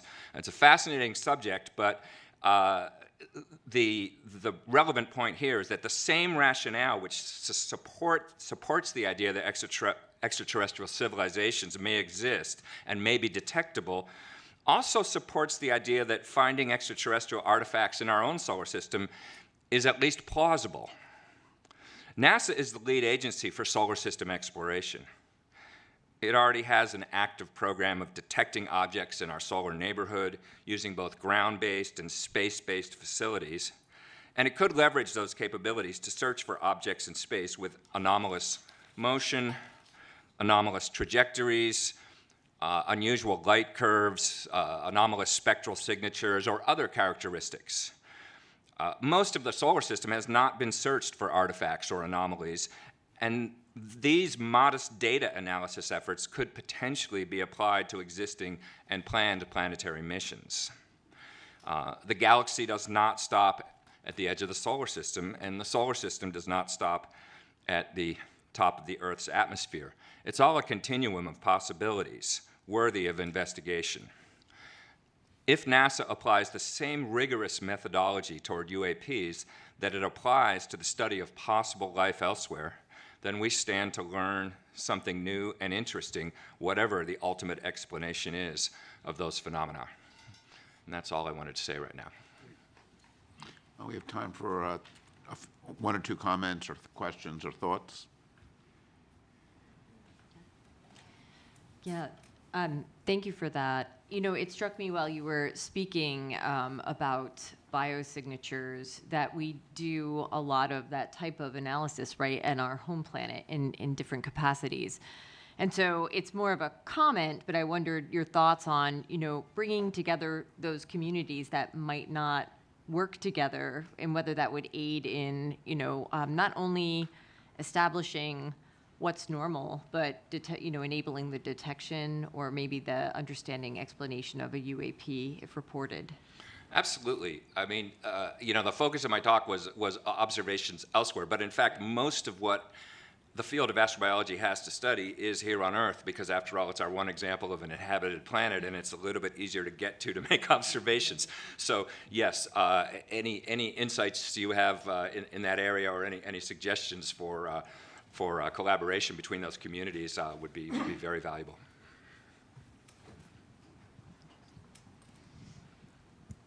So, of course, NASA hasn't been researching the technosignature field for very long, and there's been a stigma with technosignatures for many decades.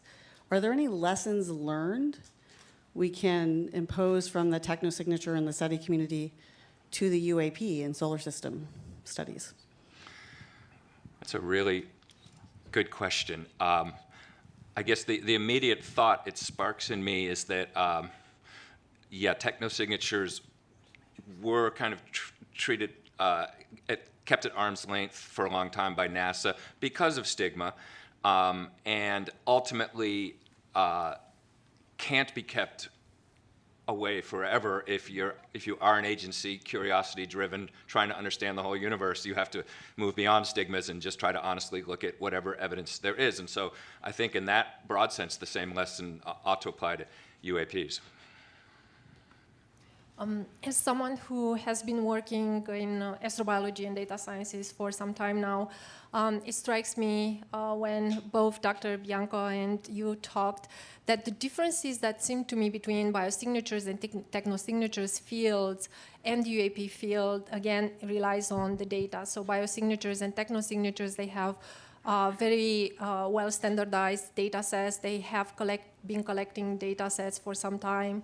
And they are able to apply machine learning, artificial intelligence algorithms, while it's a totally different question with the UAPs in how we can apply artificial intelligence here. So again, just like Dr. Bianca, how she said, it's about data standardization. So I hope that the UAP field will learn how to work with the data from the biosignatures and technosignatures fields. So.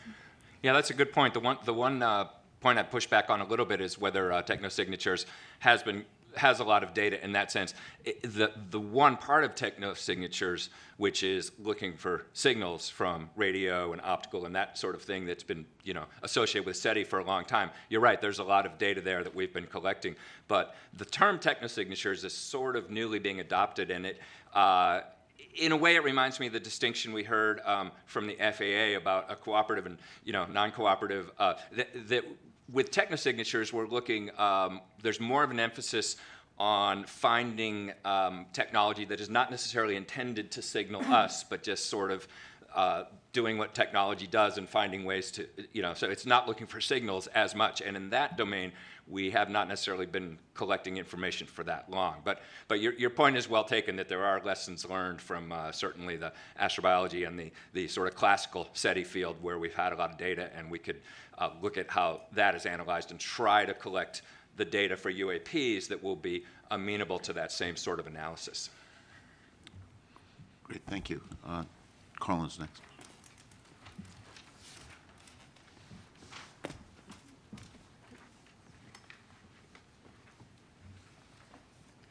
Hello, everybody. I'm Carlin Toner. I'm an aerospace engineer. It really struck me when Dr. Drake opened up this afternoon and talked about this really small needle in a really big haystack that we're looking for.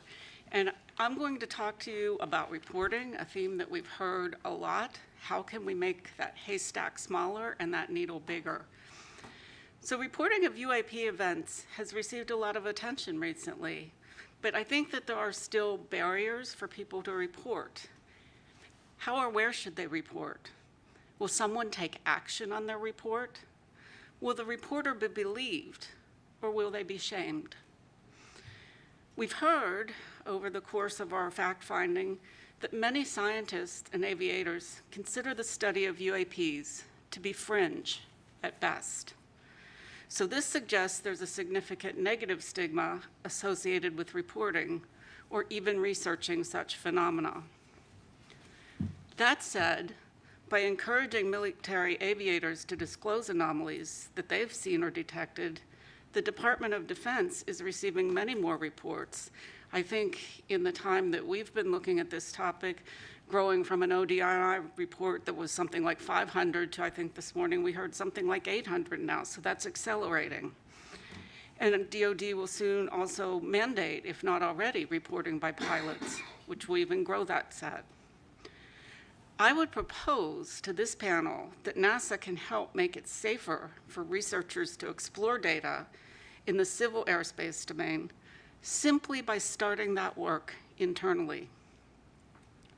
NASA could look at how civil anomaly data is shared, study how to incentivize reporting, assess the possibility of crowdsourcing data, which I think we've heard a bit about this afternoon, or sponsor and participate in conferences on UAP detection.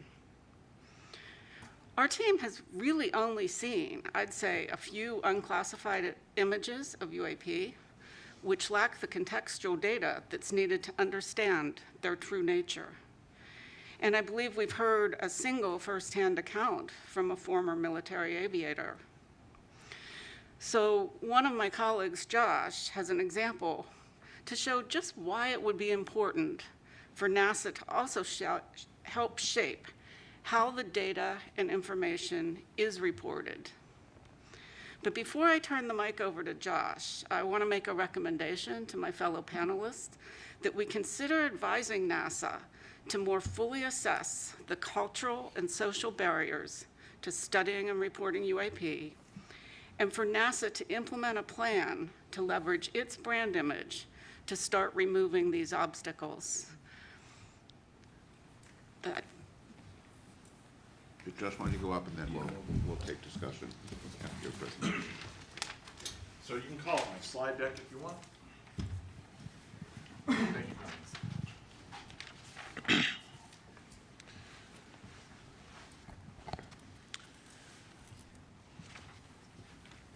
So it's not the charge of our panel to evaluate UAP evidence, but part of our statement of task is to assess the scientific analysis techniques that are available. You don't have to start it just yet, and how we might use them to determine physical constraints on UAP. The UAP reports with the most detailed contextual information are the ones from the Navy aviators. And they're using a combination of ranging and infrared imaging information. And for these cases, we can directly calculate critical parameters of a UAP, such as altitude and velocity, under certain assumptions. And it's, the main point I want to make here is that this multi-sensor approach is absolutely critical to charting a path forward for UAP investigations, and that pertains to NASA as well. So I'm going to provide one example here just to illustrate the crucial role of science and scientific analysis and the role of scientific analysis to avoid misinterpretation in some sense. Next build. Just hit space. Yeah, okay, so this is, this video was recorded by pilots deployed from the aircraft carrier USS Theodore Roosevelt in 2015. The example has been given the nickname Go Fast because it gives an impression of an object moving very rapidly against the ocean surface. And the question is this impression correct? And if not, what can we say quantitatively about what that object is doing in kind of Earth-centered coordinate system? Fortunately, the information needed to determine the altitude and velocity of this object is contained on the display. So go ahead and next. And this includes the elevation angle of the camera, the azimuth angle of the camera, the target range in nautical miles, aircraft altitude, the time reference in seconds, indicated airspeed in knots, You know, this information in this video in particular has been discussed quite a bit on the web. So let's begin with the object altitude. Next, please. So knowing the jet's altitude and the bearing to the target, we can apply basic trigonometry to figure out where that object is in altitude space. And it turns out to be, you know, provided the range information is accurate, which can have some uncertainties associated with it, but the object appears to be at about 13,000 feet. An important aspect of this here is that it's sort of midway between the jet and the ocean. So it's the ocean that looks like it's right behind it is actually 4.2 miles away. And this is our first indication that some or most of the motion that we observe, the apparent motion of the object, is in fact due to the rapid motion of the sensing platform, which is about 430 miles per hour in this case. But we don't have to guess about this. So we have enough information on this display to actually reconstruct the encounter. Go to the next slide, please. And so this is what this is. This is using additional information on the screen, including the time axis. And so we know that this aircraft is banking about 15 degrees left, and you can compute through a simple calculator the approximate radius of curvature of the flight. And the bottom line is, I won't go into detail here, but if you can get the bearing and range to the target at two locations with known separation in time, you can figure out how far it moved. And in this case, this object moved about 390 meters in 22 seconds, and that corresponds to a velocity of just 40 miles per hour. And so that's a velocity that's consistent with wind speeds at 13,000 feet. So it's not our task to conjecture what this object is, but it's an example that illustrates the type of data needed to determine critical parameters that will help us identify such objects going forward. In addition to the importance of quantitative analysis, this example also serves to illustrate the kind of cognitive bias we have to contend with for UAPs recorded from unfamiliar perspectives. And Sean Kirkpatrick showed another example of that. This is a parallax effect case. Thank you. Any questions? Thanks. Actually, before we have questions, this is actually a good moment. Sean wanted to comment on one of the questions, if we bring Sean up, and then take questions for everybody, or more discussion.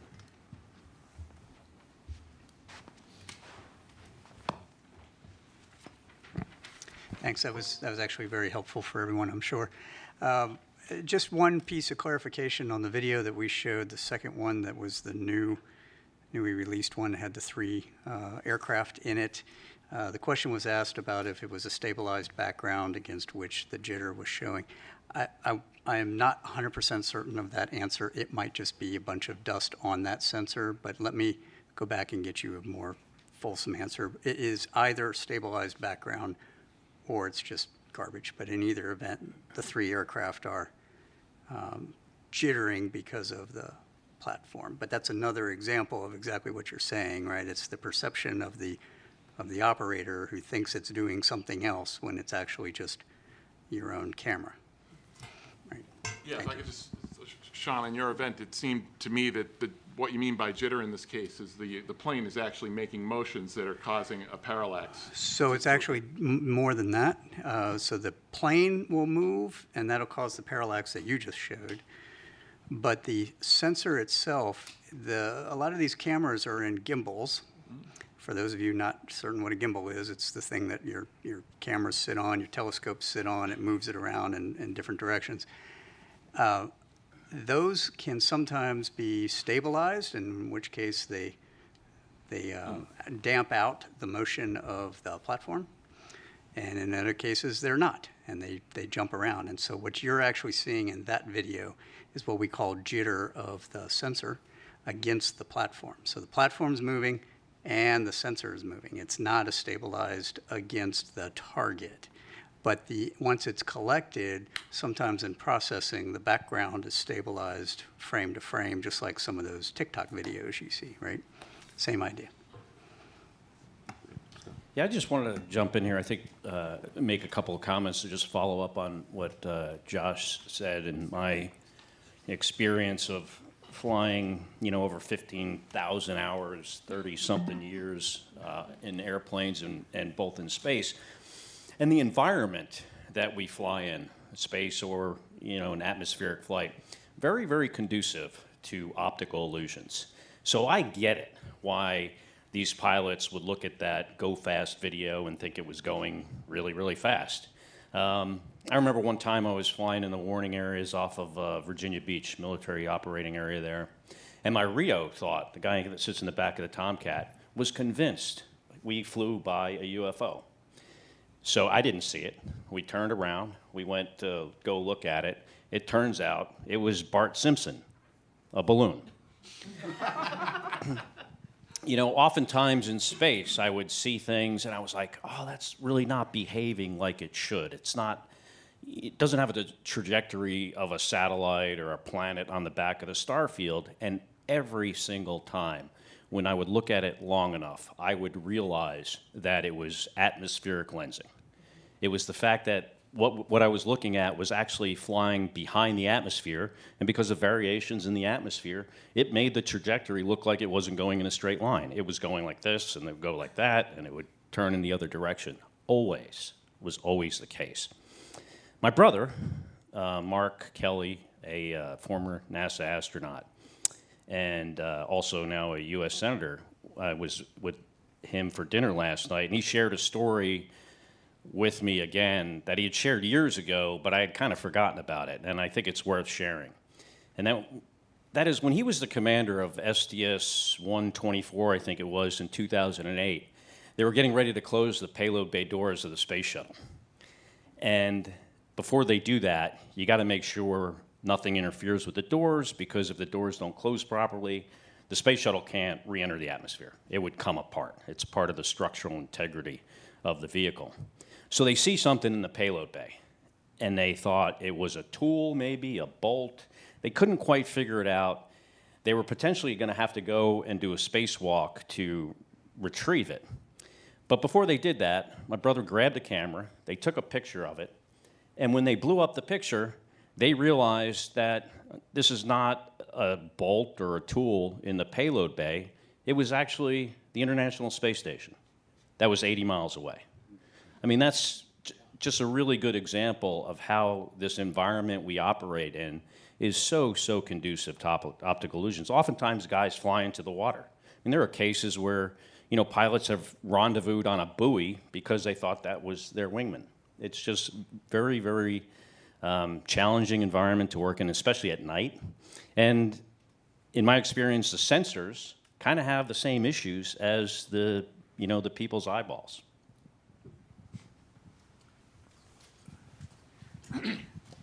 So per what Scott just said, I think we need to take it as an action to investigate unidentified animated phenomena to go after Bart Simpson.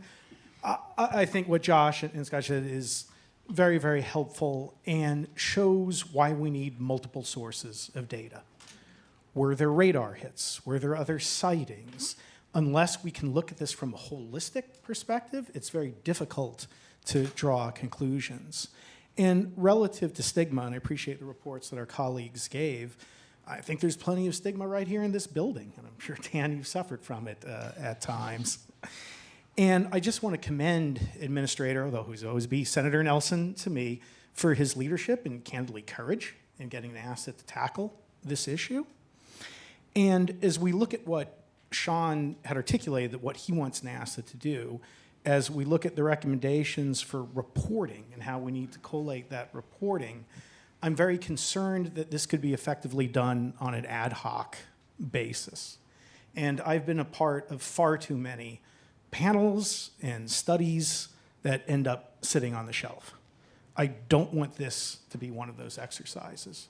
And we can discuss this further, but I would call for and recommend a permanent office within NASA to support this activity, albeit likely a modest one, but to collate this information, collate that data, to archive the information, and act as the open, forward-facing counterpart to Sean and AARO. I think then we could continue and actually accomplish the reporting, the stigma issues that have been raised, and we could do so in a relatively affordable fashion. Because again, I don't want all of our work to end up being in vain. Good. So now Jen's going to turn to our charge. I am. And you know, as a panel, when we were convened with a set of questions that we were charged to address, we've been addressing them through the topics we've talked about and through things as we've been thinking this through, but we're going to organize the next part of the discussion with Jen presenting these things, and this is also a chance to get into some of the discussion phase, because we can look at each of these questions as the topics that we want to make sure we address as part of the report. Jen. Thanks, David, and I want to thank the panelists all for all of your work, all of the knowledge that I've gained from each of you through this time. I took it upon myself in preparing for today's meeting to draft a statement that answers the 8 questions that we were provided at the beginning of the last summer when the panel was created. So I'm going to read the question out loud. I'm going to read my statement, and I'm going to pause, let you think and reflect. And if there's, remember, this isn't all of the details associated with each of these answers, right? This is to be a kind of high level, make sure we've got the major points there. And this is an initial take for these answers. So the first question goes, what types of scientific data currently collected and archived by NASA or other civilian government entities should be synthesized and analyzed prior to potentially shed light on the nature and origins of UAP? So the panel reviewed data sources, analytic tools, data architectures from NASA, NOAA, FAA, Commerce, and others. The data that we recognized were not collected for the purpose of identifying UAP, which leaves bias in the data that was collected. Even though there is an immense amount of data available, it is hard to access, and the sensors that were used were not well calibrated for identifying anomalous phenomena. No questions. Moving forward. Question number 2. I kind of feel like Jeopardy. What types of scientific data currently collected and held by nonprofits and companies should be synthesized and analyzed to potentially shed light on the nature and origins of UAP? Many organizations exist to track sightings of anomalous phenomena in the Earth's atmosphere, both nonprofit, for-profit, and otherwise. The study panel concluded that much of the inputs collected by these organizations are not considered scientific data in nature, and that they do not contain unbiased information, they're not repeatable, and they typically come with eyewitness accounts, which we've heard even today, that there's hesitations with using only eyewitness accounts to recognize or identify UAP. To the point about commercial or companies, there are a lot of space companies that some lobbied hard to get in to present to us. They have troves of data, but they're collected for a variety of different purposes than the purpose of UAP. And those systems, while they are well calibrated, are only one source of many that could be used. And questions, comments, concerns? Yes, Carla. I'll bite on that one, Jen. You know, I think your answer is correct as to what we've seen, but where I would go is if we made a recommendation to NASA that, you know, we're really asking them to build a roadmap, and we haven't done a robust cataloging. We've looked at sources, mentioned sources that we think might be relevant, but perhaps a more robust effort cataloging would be a good modest start. That's good. I will the exact question as posed to the panel rather than trying to add recommendations at this point. But yes, point well taken. Thank you. Yeah, I mean, I think one of the data sets that we just learned about, heard more about today, and thinking about sort of calibrating things is the FAA data on anomalous, tracking events, right? And I think this is something where if we had, some imaging software, people, citizen scientists with cell phone cameras identify some event that looks interesting, one of the places you'd like to be able to turn is the FAA data. And having, if there is, to go back to, having a NASA responsibility for data, NASA might, has a lot of experience in serving as a clearinghouse for data from across the government for civilian data, right? This is something we do in lots of different areas. And I think there are some opportunities with data sets there, and I think the radar data is one that comes to mind as one we don't want to forget about as an available data set. Yeah, absolutely. Question 3, I think, goes more towards the recommendations of what other types of scientific data should be collected by NASA to enhance the potential for developing an understanding of the nature and origins of UAP. So we've heard now from 2 of the panelists on some of the information that should be collected, or the way that some of that data should be organized in a manner to make it available for people to analyze that information.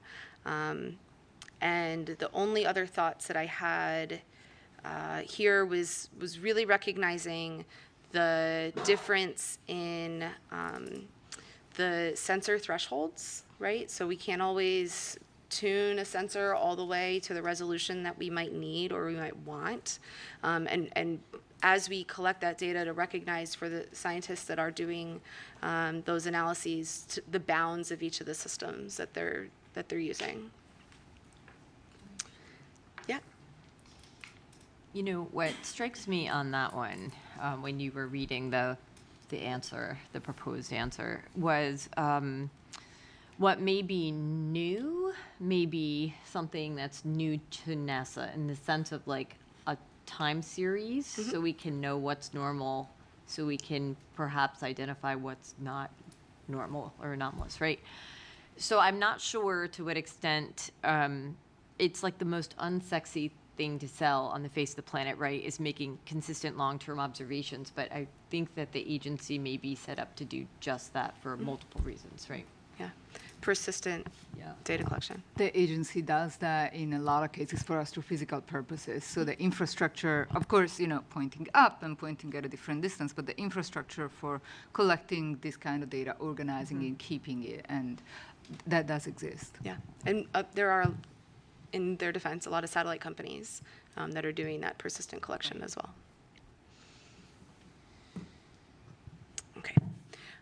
Question 4, which scientific analysis techniques currently in production could be employed to assess the nature and origins of UAP? Which types of analysis techniques should be developed? So this is a 2-part with what exists today and what should be. So we're looking also at recommendations. Based on the information provided by the presenters to the panel, there are very few credible analysis techniques available that currently exist to assess the nature and origins of UAP. The onset of artificial intelligence and automated analysis techniques give promise to being able to do that in the future.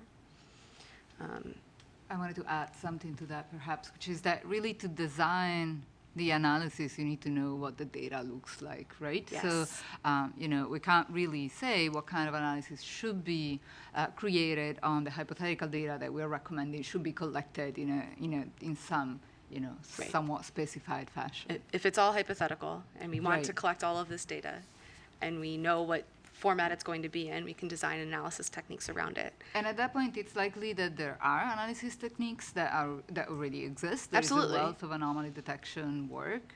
We just don't know which one will be most suitable because the data, as it should be, doesn't exist yet. Correct. She said exactly what I was going to say. Yeah, and that's what I was getting at with my point. Not that those analysis techniques don't exist in the scientific community, just that they're not being applied to this problem set right now, and it's hard to apply them when we don't have the known data of what would go into those. David? Yeah, I think something we want to stress here is the importance of uniform data Yes. in the way it's collected, because particularly when you're looking for outliers, if you have data coming from many different observing techniques, right, and just having a uniform set of cameras, a uniform set of detectors, so you understand and characterize them, right? Because this is a needle in the haystack problem, and every camera. I mean, I'd mentioned in the opening session, ghosting in optics. Yes. That's going to be different in every different detector, right? And before we get to the analysis techniques, we want to make sure we design the data collection so that the analysis techniques can effectively be used on it. Right. David, can I take a slight issue with that, which is,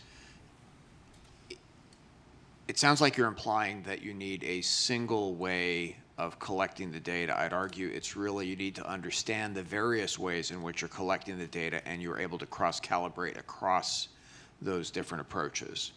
Because I seriously doubt that there is a single detector. I think a handful of ways so that you're Yeah. well characterized. Things need to be well characterized to be useful, I guess is the way I would state it. And it takes time and energy to well characterize things. So that's I think the challenge. So following up on both your points, I think it's where we can actually apply artificial intelligence. So we cannot apply artificial intelligence on the current data, but we can apply artificial intelligence in a way that we can design characteristics for the data that we need and how we can collect the data that we need. So. This is probably more of a frustration than anything else, so I don't know how helpful it'll be, but I think we're not looking for a needle in a haystack. We're looking for an anomaly in a haystack. We don't even know that we're looking for a needle. It's just a discolored piece of hay. Well, I'm from Montana, so I love good hay analogy. I don't know what the phenomenology is that we're looking for. We say anomalous. Again, this question earlier, what does that mean? Anomalous acceleration? Like, I think as we try to look at the data, we're starting from an almost impossible position when if we don't know what we're looking for, is it a radiation signature? Is it something electromagnetic? Is it something like that? Is why this is so challenging and frustrating to me that we're talking about monitoring something that we don't even know what we're supposed to monitor. And let me just offer, Josh, before you jump in, the scientific process of hypothesis-driven research, right? Of that, while we don't know all of the possible outcomes in the entire world, we can ask very specific questions and go about it in a very scientific process to understand. So you're right, we don't know exactly what we're looking for, but we know hotspots, as we've seen from both the FAA and Aero. We do know some of those conditions that we might be looking for. So if you start with kind of what you know, or places to start to go and look, and you start with the data that we have available to us, we might start being able to untangle the chicken and egg problem. Jen, what is the phenomena that we're looking for? So we've heard them from Sean. I would pull up Sean's chart, but I can't quickly do that. Of the criteria that he said on the trends, I use the word criteria, he said trends, of 6 or 7 phenomena, I guess, of specific size or within a specific motion range. And it's something different than what we've seen before. It's something we don't recognize. And so when you go to look for something that you don't recognize, it can be pretty easy, in that we've fooled ourselves today and even watching some of these videos of what's going on. But when you're able to corroborate that with 3 or 4 other sources, it starts to make sense. Right? So something that looks like magic to the naked eye or to that camera and that sensor isn't, once you understand all of the effects of what was going on in the surrounding environment. So I've got a question. Can we, because I got the same frustration you do, right? It's regardless of what you're looking for, if you don't know what it is, whether you're using AI or match filtering techniques, you can't find it, right? You can't find it. So because the question I have is, can we use social media, that kind of thing, as a way of cueing to know where something's happening? Because we know Google searches can lead you to better understand where outbreaks happen, right? Disease outbreaks. Can you use similar type of conflation of data to start saying, well, something's going on here, let's start cueing sensors in that area? That requires some real-time capability, but is that something we can think about. Can I object to that just a bit? You can find things that you don't know how they look. Okay. There is a lot of the algorithms in anomaly detection are really based on let's find out how what we know looks like, so that anything that doesn't look like that can be identified and spotted, and then we can think whether or not we understand it, right? And so I think the point about the homogeneous detectors really is about that. We need to have a solid understanding of the normal to detect the anomalous or the outliers, as we sometimes perhaps more often call them in science, right? Yeah, absolutely. I do want to be cautious of time.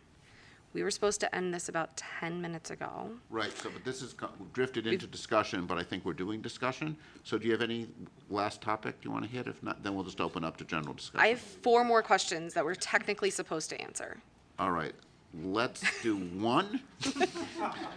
We can And do then 4 questions in 2 minutes, right? Okay, 2 minutes, speed round.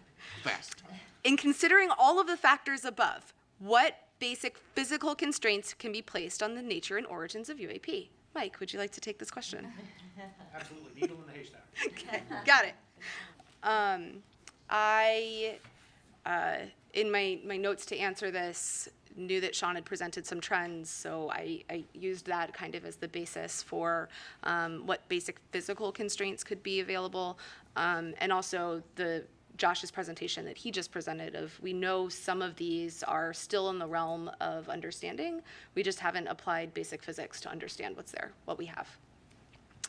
Question 6, what civilian airspace data related to UAPs have been collected by government agencies and are available for analysis to A, inform efforts to better understand the nature and origins of UAPs, and B, determine the risk of UAPs to the national airspace?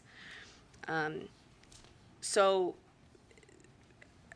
we saw some of this I'm going to use examples from today to kind of move quickly. Some of this in Mike Free's presentation, talking about the air risks, right, that FAA is always looking out for. We know by altitude and by sensor and curvature of the earth and line of sight, and as you get higher that you can see more, right? So we have a lot of civilian airspace data that can start to understand the nature and origins of the UAP, and determining the risk is based on how much you know, right? So you think about, I go straight to space and I think about satellites, and one tiny piece of space debris can destroy an entire satellite because they're moving really, really fast in the vacuum of space. It's not necessarily so true in airspace, right?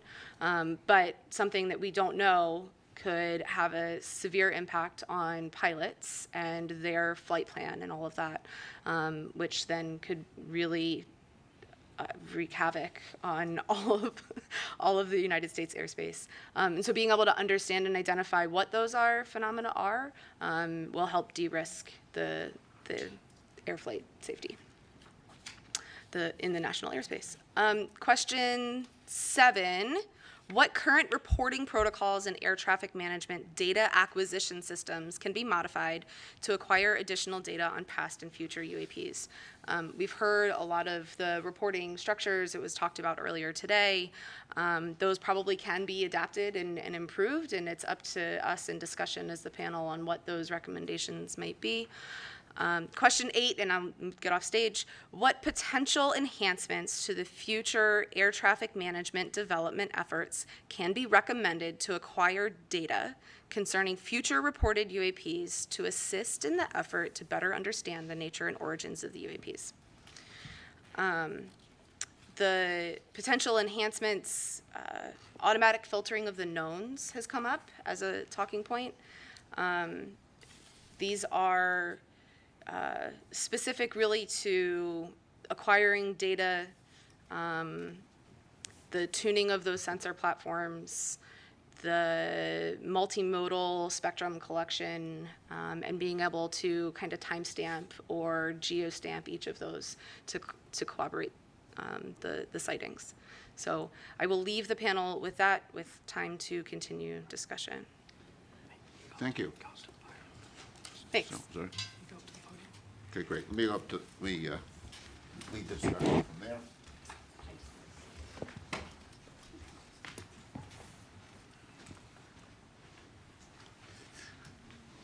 But before I open it up, I just wanted to restate Federica's answer to Mike for hay. If you know the properties of hay very well, and you go through your haystack and say, I don't know what this is, but it doesn't look like hay. You don't need to have a match filter looking for a needle in a haystack if you know hay very well. And who said NASA couldn't speak to Middle America? Now, as a New York City resident, my impression is if you go through hay you don't want to do it with your hands. But I defer to you on, yeah. You have no choice, but AIML would be good. Yeah, I think AM, yeah. So I want to, in the final minutes we have here before the public session, look to the future. I think a lot of us have looked at the data we have now with a sense of dissatisfaction and say, what data would you want and how would you want to collect it? And just think about, we don't need to design the detectors, but think about the characterization that we'd like, what wavelengths we'd like, and just to kind of throw that out as one way to think about what we might want to recommend. Paula.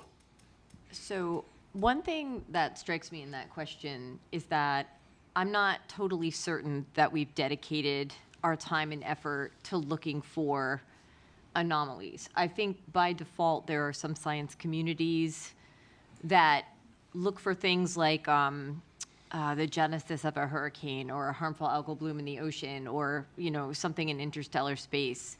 But I'm not sure we ever focused our interdisciplinary effort on that. And I think the question you ask is a really interesting one, part of our statement of task, right? But I'm not sure I can answer that quite yet. That's how I feel about that one.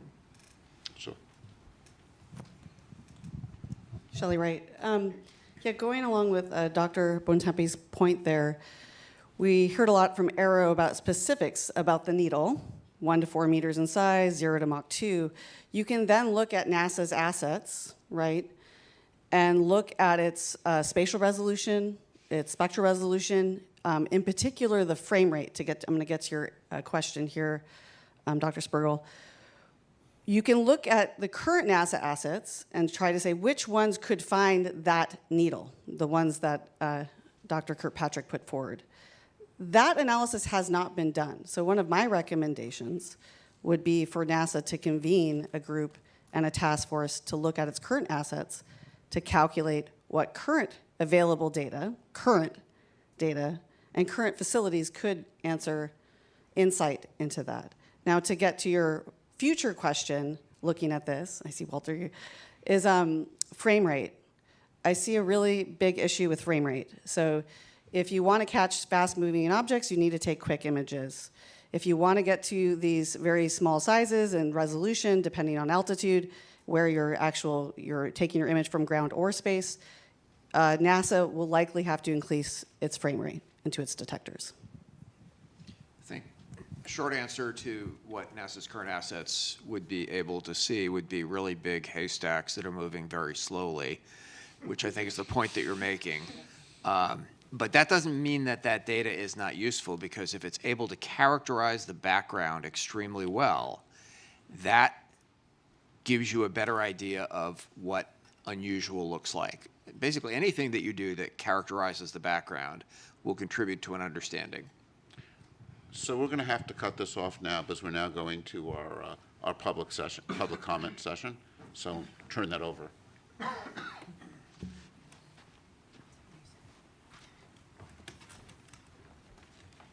Hello, everybody.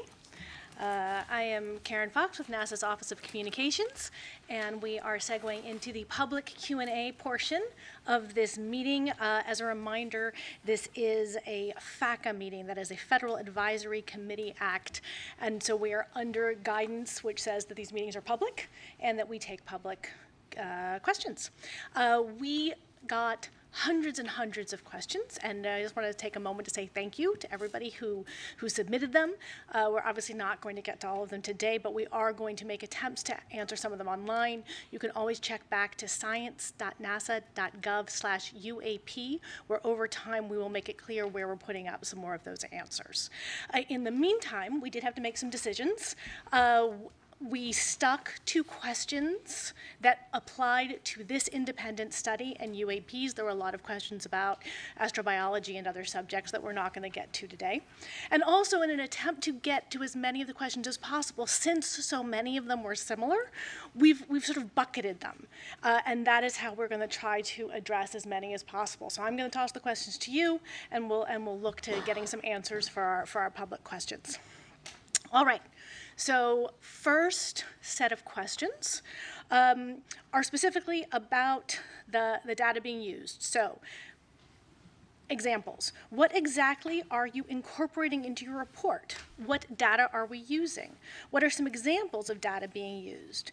Do we have multi-sensor data or of objects performing maneuvers that seem truly anomalous? Do we have photos, videos? What about having the NASA historian go through the NASA's historical records? Did you interview military or pilots for this study? So looking for some information about the kinds of data. I can toss to anyone. David looks like he's jumping in.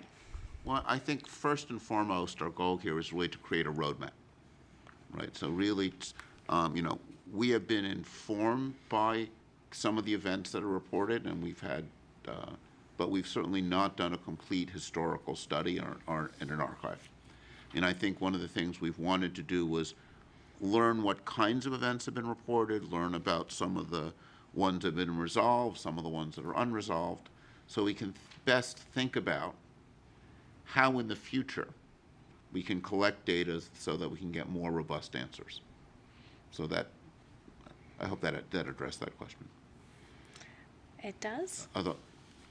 Others have anything else they'd like to add? All right. Then I will keep going. Another big question category was about transparency and about sharing information. And so examples in this category are, what is NASA hiding and where are you hiding it? How much has been shared publicly? Has NASA ever cut the live NASA TV feed away from something? Has NASA released all UAP evidence it has ever received? What about NASA astronauts? Do they have an NDA or clearance that does not allow them to speak about UAP sightings? No. What are the science overlords hiding? Dan Evans. All right, I'll take a stab at that one. I really want to assure the public and to double down on some remarks I made this morning that this agency is absolutely cast iron committed to openness and transparency and honesty. And that commitment also extends to our live NASA TV feeds. They provide real-time footage from our various missions. Now, to my knowledge, NASA has never intentionally cut a live feed to hide anything, and that includes UAPs, of course. Sometimes there are interruptions to our feeds, but that is simply because space is a complex place. There's a vast array of natural phenomena, human-made objects, and so forth. But again, I wanted to reassure the public that we're absolutely committed to providing the public transparency and openness. Those are the hallmarks of NASA. That's why we're here today in public on TV, because we want the public to have the opportunity to see the process of this committee doing its work in public. It's only right. Just to follow up on what I said, I didn't mean to joke about it, but in my 20 years at NASA, no one, either officially or unofficially, in my recollection, have ever discussed or briefed us or had any kind of discussions about anything that would be considered a UAP or UFO or anything like that. And I'll ask you to stand for 1 second and state your name. I'll ask you to stand for 1 second and state your name, just so everybody know who was speaking. It's hard to see in the back. Kelly. I'm just following up on the question about if NASA astronauts ever signed an NDA or anything of that, anything like that. In my experience of being in the astronaut office for 20 years, there was never any formal or informal discussions at all about UAPs or UFOs or anyone reporting anything that would suggest something from, beyond our planet. Thank you very much. Yes, please. Just want to make a quick comment about the culture of science in relation to this question. Scientists by nature are at least intellectually sort of rebellious. It's in our nature to question authority. That's how you're a good scientist. You don't just take someone's word for it. You try to discover the truth. And for that reason, this question about what are the science overlords hiding, that's sort of written in a facetious way.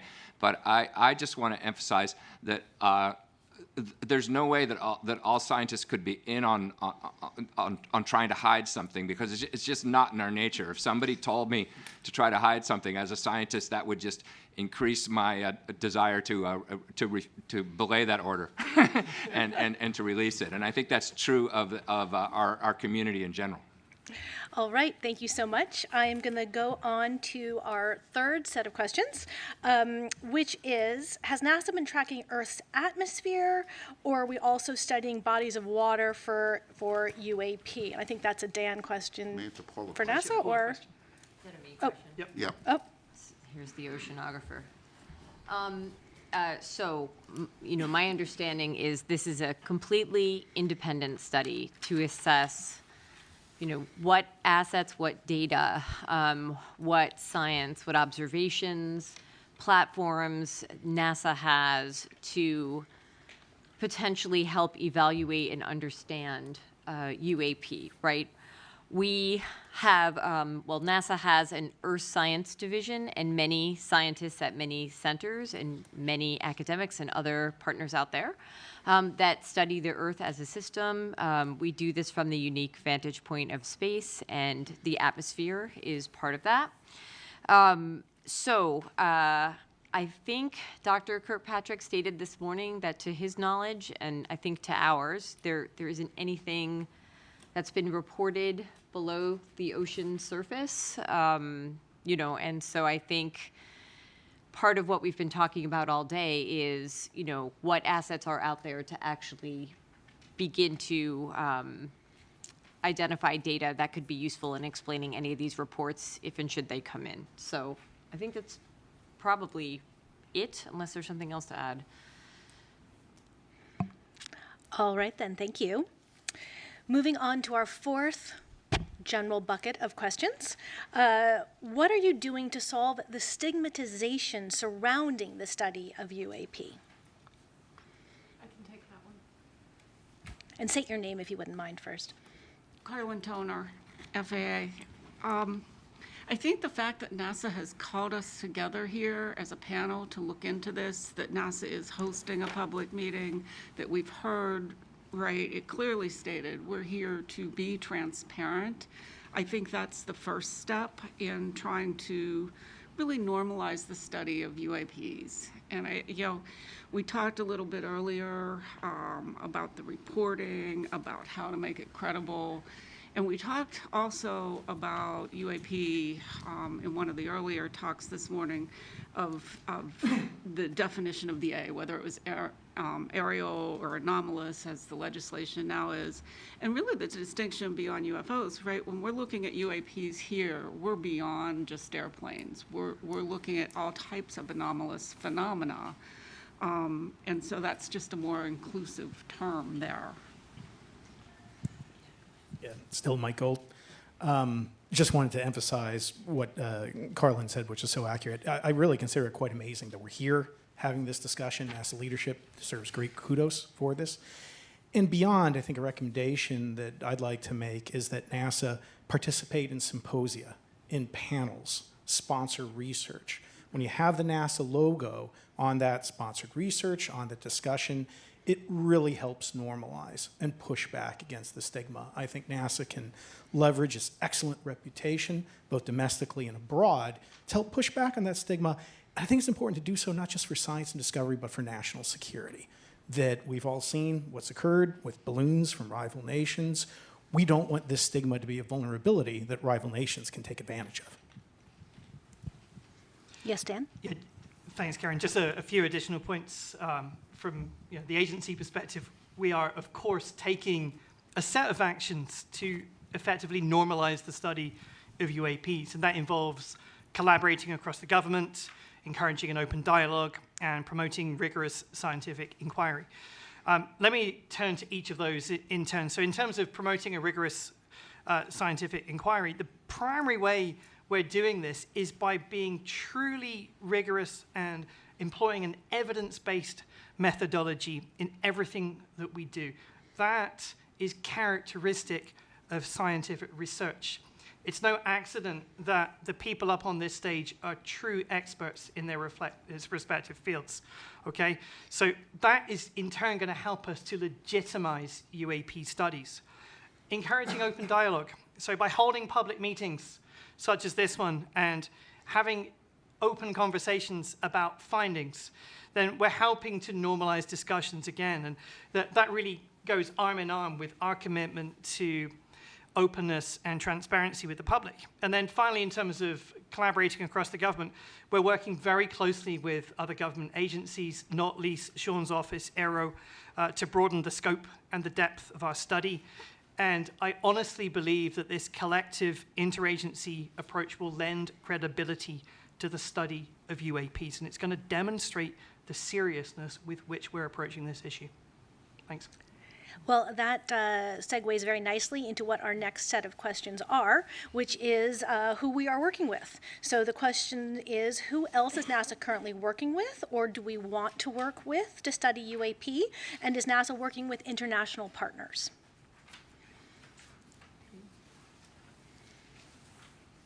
All right. Pete, do you want to do it? I'll take a stab at it. Okay. As the questions tasked to this panel so kindly asked us, both in what other government agencies are collecting data, what data is available. NASA is partnering with them in many ways, as well as NASA has a wide commercial outreach and partnerships with understanding what data is available, as well as NASA's founded on well, not founded, but the core principles of NASA are with international partners. So the information that our partners are gathering is typically available to NASA as well. So Michael, yes, on all accounts. And I may just emphasize and add that NASA is singular, I believe, among government agencies in its international outreach. Again, not to keep talking about the Artemis Accords, but you see countries like Saudi Arabia that we may not have a great relationship with as a government right now. We have Saudi Arabia and Israel in the Accords family, so that NASA is unique in its scope and ability to reach out. I also think that we're entering a new era of commercial space transportation that is going from low Earth orbit out to cislunar space. And that is going to be the purview of the Department of Commerce, which is taking over space traffic management. So I think it's very important that NASA work with and support commerce as we go through that transition. Department of Defense is currently responsible for that. And I think that will help us not only to identify potential UAPs, but to assist in preventing contention, congestion, and eventually conflict. And I also want to note, in terms of space debris in orbit right now, I believe, represents an existential threat to our very society, that we are getting very close to an event that could cause real problems for our ability to access satellites. And that's why I think there's great ancillary benefits to the conversation we're having today, that as we increase our capability to monitor orbit for UAPs, that data could also be very relevant as we look at near-Earth objects and other threats. And again, to just end on near-Earth objects, Apophis, for example, an asteroid, is going to come so close to Earth, it will be below geosynchronous satellites. So any effort to begin to catalog and do better in terms of understanding that environment is going to be terrific, and I hope NASA works with commerce and international agencies on Apophis and other missions. I think Federica had something to say, too. Yeah, I just wanted to add that, you know, a lot of the things that we think we might recommend in terms of platforms to collect data that would be useful to study UAPs, you know, we recommend a multi-platform and multi-site. That would also mean likely ground-based as well as space-based facilities. And this is being done already in astrophysics, co-observing the sky from the ground and from space with different methodologies and different instruments to get a more comprehensive picture of what's normal and then detect what's anomalous. And about every 10 years, the astrophysics community anyways, but many other branches, convene a panel of experts to see what things can be done to advance the field in the next decade. It's called the Decadal Survey for us. And one of the recommendations this year was explicitly for agencies that do astrophysics to work together. So NSF, DOE, and NASA to work together, share data, share facilities and instruments. So I think this is, you know, there's a lot of fields will benefit from this, including the UAP studies. Oh, absolutely. Carlin Toner, I'd like to put an exclamation point on how well NASA is collaborating across the government. I'm from the FAA, and I can personally attest that, you know, FAA and NASA have a robust engagement in transferring research into practice in the ATM system. I think on the commercial space side, we work well with NASA. And all of our agencies are in the whole of government approach, supporting Aero specifically on the UAP topic.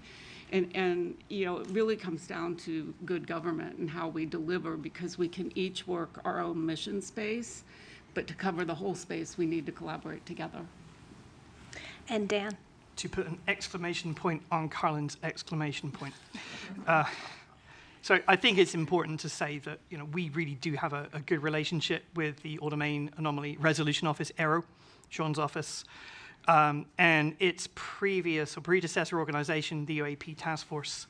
And we have really benefited from very fruitful collaborations among those various entities. And quite frankly, as a taxpayer, one should expect nothing less than the government to be working effectively across different units together.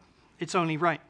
That being said, it's also important to acknowledge what NASA's perspective is in this study, and to acknowledge that, you know, the Department of Defense, the intelligence community have massively different equities about the study of UAP, and they have different interests. Ours is a purely scientific one. So, you know, we collaborate, we consult.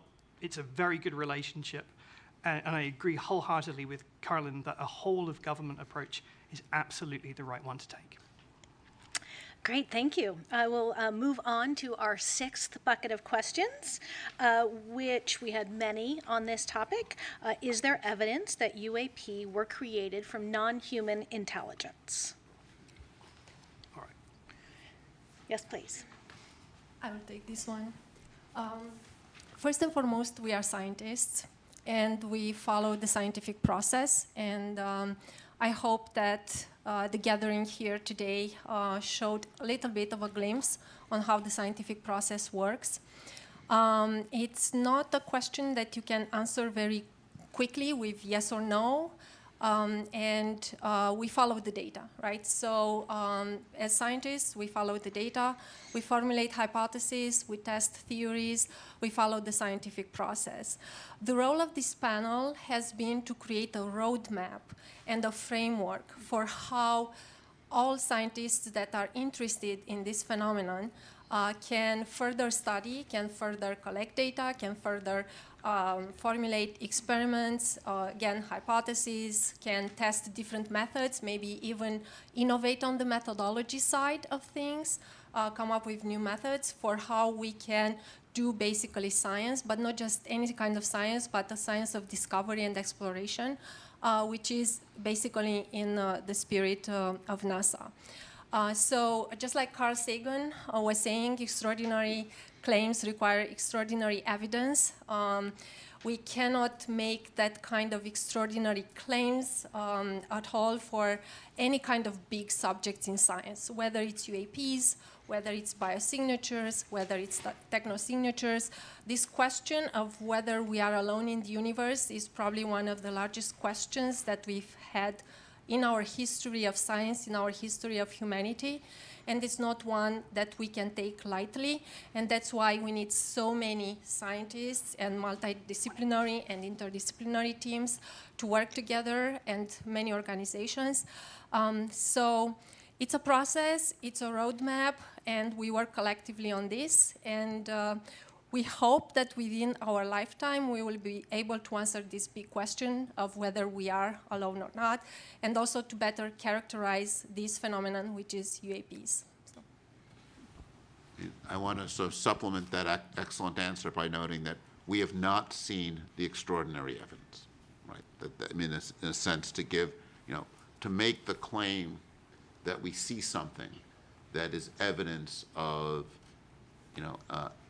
non-human intelligence would require extraordinary evidence, and we have not seen that. I think that's important to make clear. All right, then, I will move on to our seventh set of questions. We received many questions about the budget that is being dedicated to this. How large of a budget will NASA allocate? How large of a budget is NASA allocating? And how large of a budget will NASA allocate towards the study of UAPs? Dan? Yeah, that's a Dan question. So there are two separate questions in there, which is, what is the budget for this group, this team, and what is the budget going forward, I think. Now, the budget for this independent study team is very consistent with any other of our external review groups that we bring into the Science Mission Directorate on an annual basis. So, we have maybe 100, 200 such groups, entirely consistent with that. Also important to say, going forward now, that NASA has not established a program relative to UAP.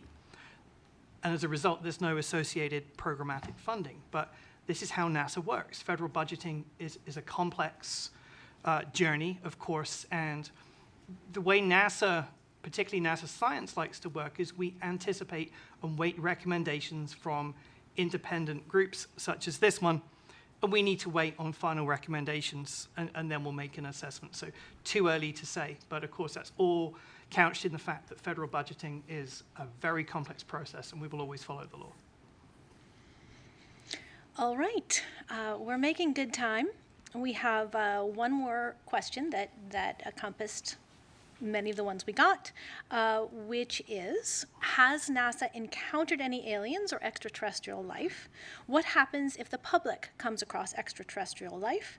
What would NASA do if extraterrestrial life was discovered? What would NASA study or do if extraterrestrial life was discovered? Now, I think it's worth making a distinction that when we talk about extraterrestrial life, we do have a study within NASA of astrobiology, which is not intelligent life necessarily. And so I invite you, as you answer this question, to make clear the distinctions as you are talking in terms of UAPs as well as any astrobiology work that we do.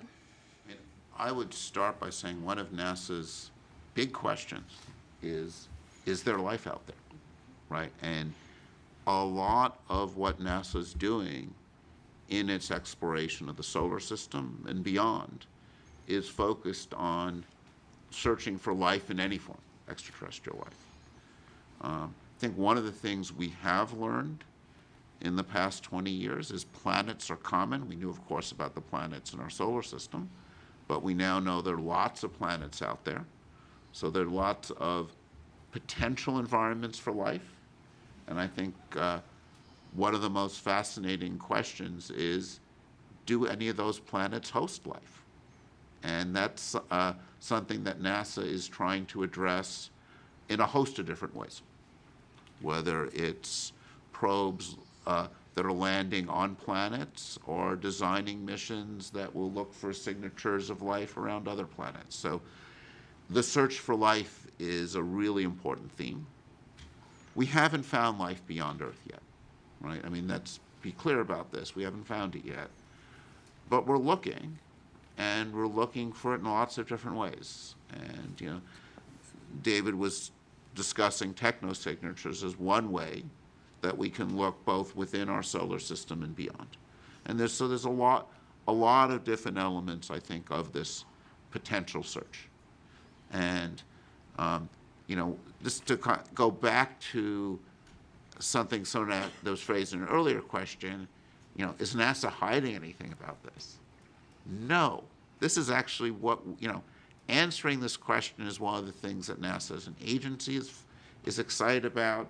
It's something that lots of scientists working with NASA are excited about is this question of, is there life out there?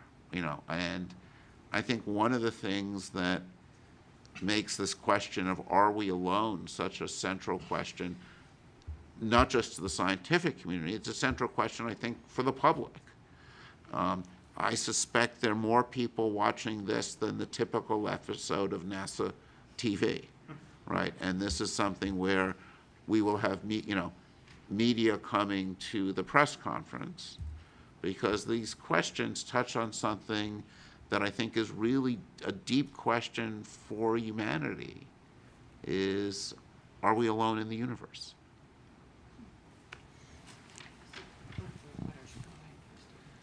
Yeah, just to kind of echo what David said a bit, I mean, obviously this is something we think a lot about in astrobiology. What if we succeed? We are very driven to try to find real evidence of extraterrestrial life.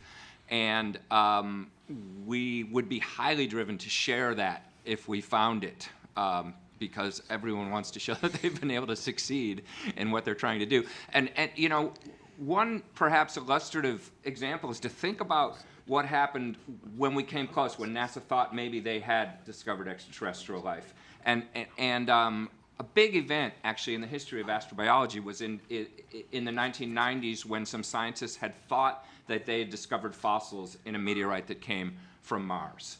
And what happens is you don't announce it immediately. You make sure that you try to make sure you're right, because you also don't want to have false alarms and announce something and then you go, oops, sorry, we were wrong. That was a mistaken analysis. But what happened was when the scientists were sure they were right, then there was a big, in fact, presidential press conference with President Clinton and NASA, and it was a big public announcement. And that's what would happen. If we discovered something, we would try to make sure we were right, and then we would very proudly and loudly let the public know about it. Thanks. We have just 1 minute left, so I'll let you finish up. Yeah, thank you.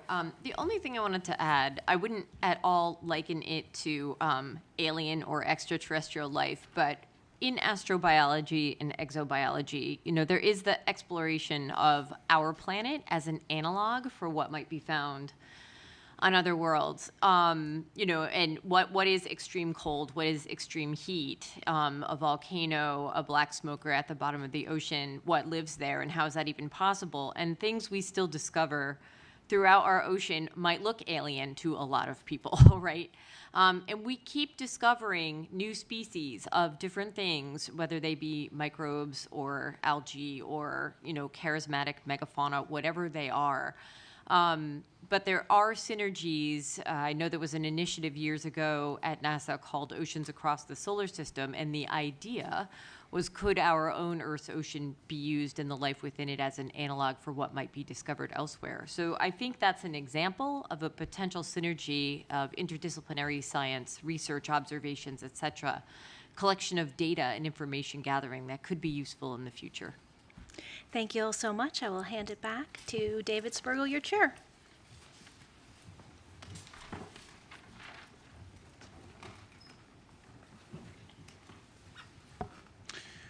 So let me also just answer the one other piece of that question was, what do you do if you see something surprising? Right, where do you report? And this is something where, just to come back to something I mentioned in my opening remarks, the AARO is our lead agency for UAPs. And while we've talked about life in this context, most UAPs, I think when one looks at the data in more detail, are going to turn out to be phenomena we understand. We saw this with some of the balloons or commercial jets. We saw those examples. some UAPs, and we saw this with the Chinese balloon that flew over, is something, an issue sometimes of national security. So we actually do want to encourage people, just from that angle, to report it. So, so before we'll transition to summary, but just want to answer on that question, that to keep in mind that the AARO's role is to be the prime source for understanding those things, and what our charge is to think about what's NASA's role. And I think NASA, and this is something, I want to now go back to discussion. We didn't have that much time for it. Just to come back to, what we see as NASA's role in this. I think one piece we've talked about is NASA can help remove the stigma. NASA can draw more of the scientific community in. And I think what NASA can help do is provide standards of high data quality. I think one of the things that many of us who've not looked at this before, I'd certainly put myself in this group, was struck by the limited nature of the data, that many events had insufficient data, and that in order to get a better understanding, we will need to have high quality data where we understand its provenance, data from multiple sensors. And I think one of the things that's, even from the same sensor, as we saw, in Josh's analysis, also in the event Sean showed us, when you can observe event over time and get velocity information, that gives you a lot of additional information. So we're going to want things with high frame rate. We're going to want things from multiple perspectives. So I think those are all going to be pieces of things that we want to think about. I think this is an opportunity for citizen science. I think if we can come up with recommendations in our roadmap that point to ways in which we can people can collect data. I remain a big fan of these things. They do take over our lives too much, but they are fabulous data collectors and I don't know, there's something like 3-4 billion of them that are on the planet, and NASA, I think, has the prestige and visibility to develop an app or work with companies to develop apps that could collect data in a uniform and centralized way that I think will, most of the stuff that's collected is going to turn out to be commercial planes, balloons. When you have multiple cameras, you can eliminate some of the optical limitations of ghosting and those effects. Some of them will almost certainly be novel physical phenomena, right? I think it is, we have learned a lot about our planet and how the universe works. There's a lot we don't know, right? I think, as scientists, what is the most exciting thing is the surprises. And I think that there are things that continue to surprise us about our own planet. There's phenomena in our atmosphere and the ionosphere that we probably haven't seen yet, or perhaps we've seen and not noticed yet, right? And there's, I think, a long history in science when you look back and you realize that this discovery had a pre-discovery. So people had seen something before and were missing it. And those pre-discoveries were not of note, often because we had biases against seeing it, but often because there was limitations in data quality. And, one of the things I was taught is when you have a question you don't know how to answer, you start by getting better data. And, we're coming, I get to do the summary, and as the chair, I get to, summarize a conclusion. And We need better data, would be my takeaway. And we need more uniform data. And since I'm so proud of my haystack, we need to be able to understand what's in the haystack. And it's a lot more complicated than a haystack in a sense, right? It's got commercial planes, it's got, drones, and, I think the number of drones out there is large and growing and will be a continual source of confusion. We were charged to think about air safety. Understanding and characterizing and seeing what's going on with drones is also, I think, going to be an important air safety issue.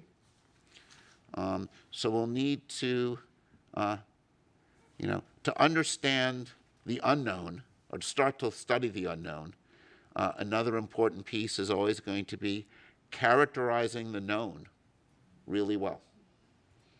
And, this is the part, I think, of a lot of science that seems dry and boring, but it's calibration and understanding the events you expect to see.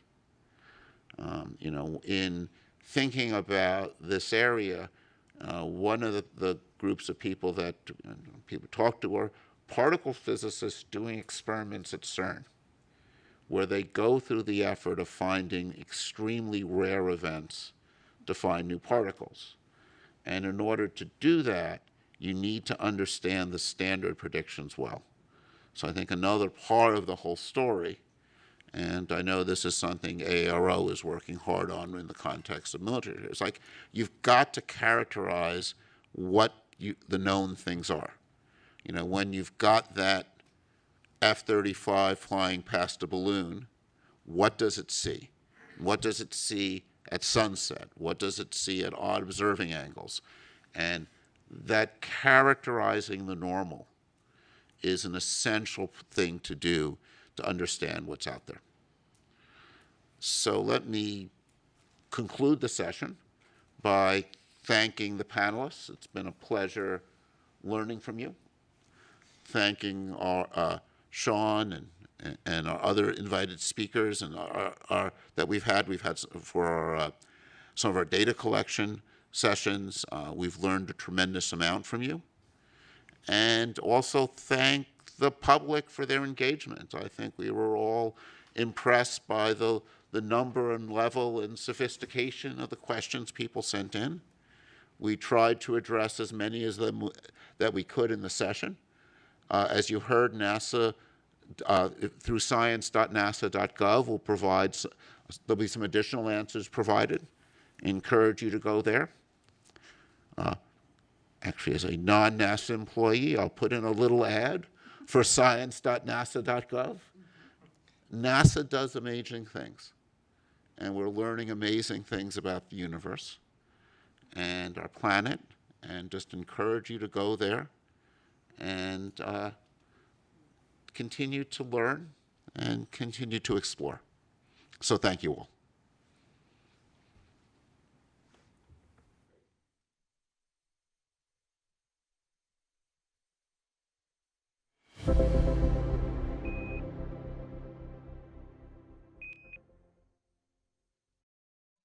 We are going.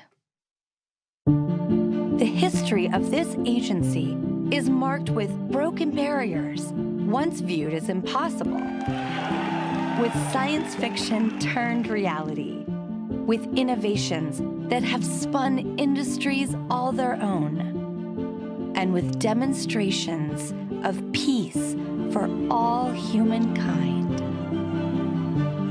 We soar in the skies of our home planet.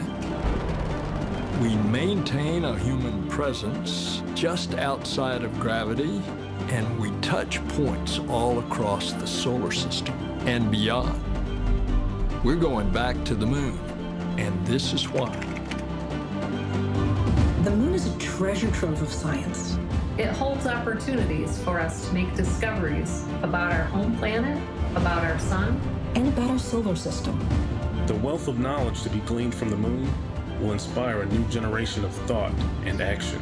Without fail, every major program and mission NASA has invested in has led to technologies and capabilities that have shaped our culture. The breakthroughs of the Artemis era will define our generation and the generations to follow. The tens of thousands of jobs associated with propelling us to the moon today are just the beginning of a lunar economy that will see hundreds of thousands of new jobs develop around the world. This is not an ambition of one entity or one country. The exploration of the moon is a shared effort, woven together by a desire for the greater good. Why the moon? Because the missions of tomorrow will be sparked by the accomplishments of the Artemis generation today. Because the ambition to go has already begun. And because Mars is calling. We need to learn what it takes to establish a community on another cosmic shore. So let's camp close before pushing out. And so, we go to the moon now, not as a series of isolated missions, but to build a community on and around the moon capable of proving how to live on other worlds.